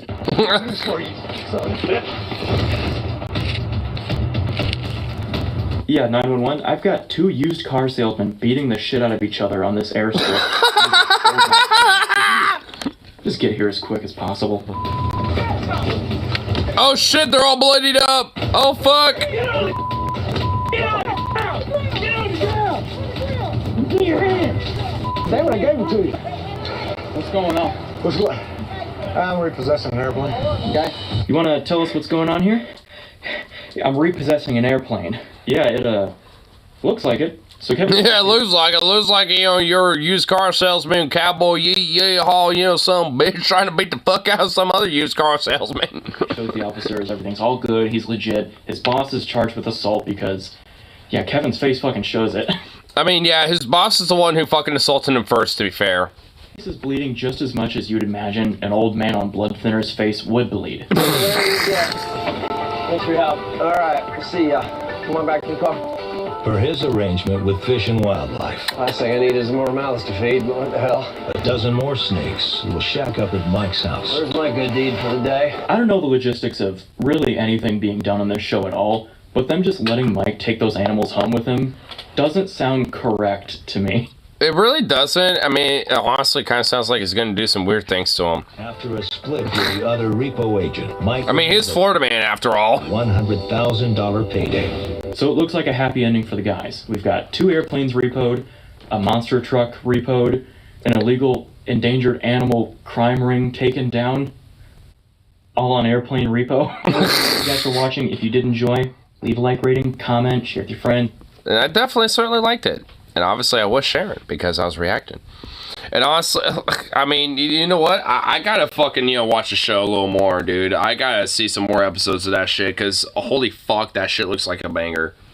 Mwah. You just a little pup. Look at you. Look at you. Little butt. Little butt. Look at you. Yeah. Little goof. Little goober. But wow, that honestly, that was probably the most beautiful thing that's beset my eyes in quite a while. Holy shit. Wow. I'm definitely gonna have to check out more of that.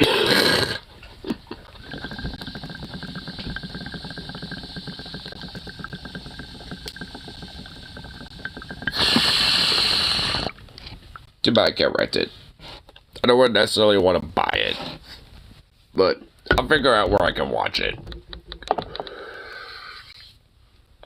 But anyway, at least call good for the rest of this evening, so peace out, get myself some food, and see y'all at the next one. So, toodaloo, buckaroos. I'll be back with fun.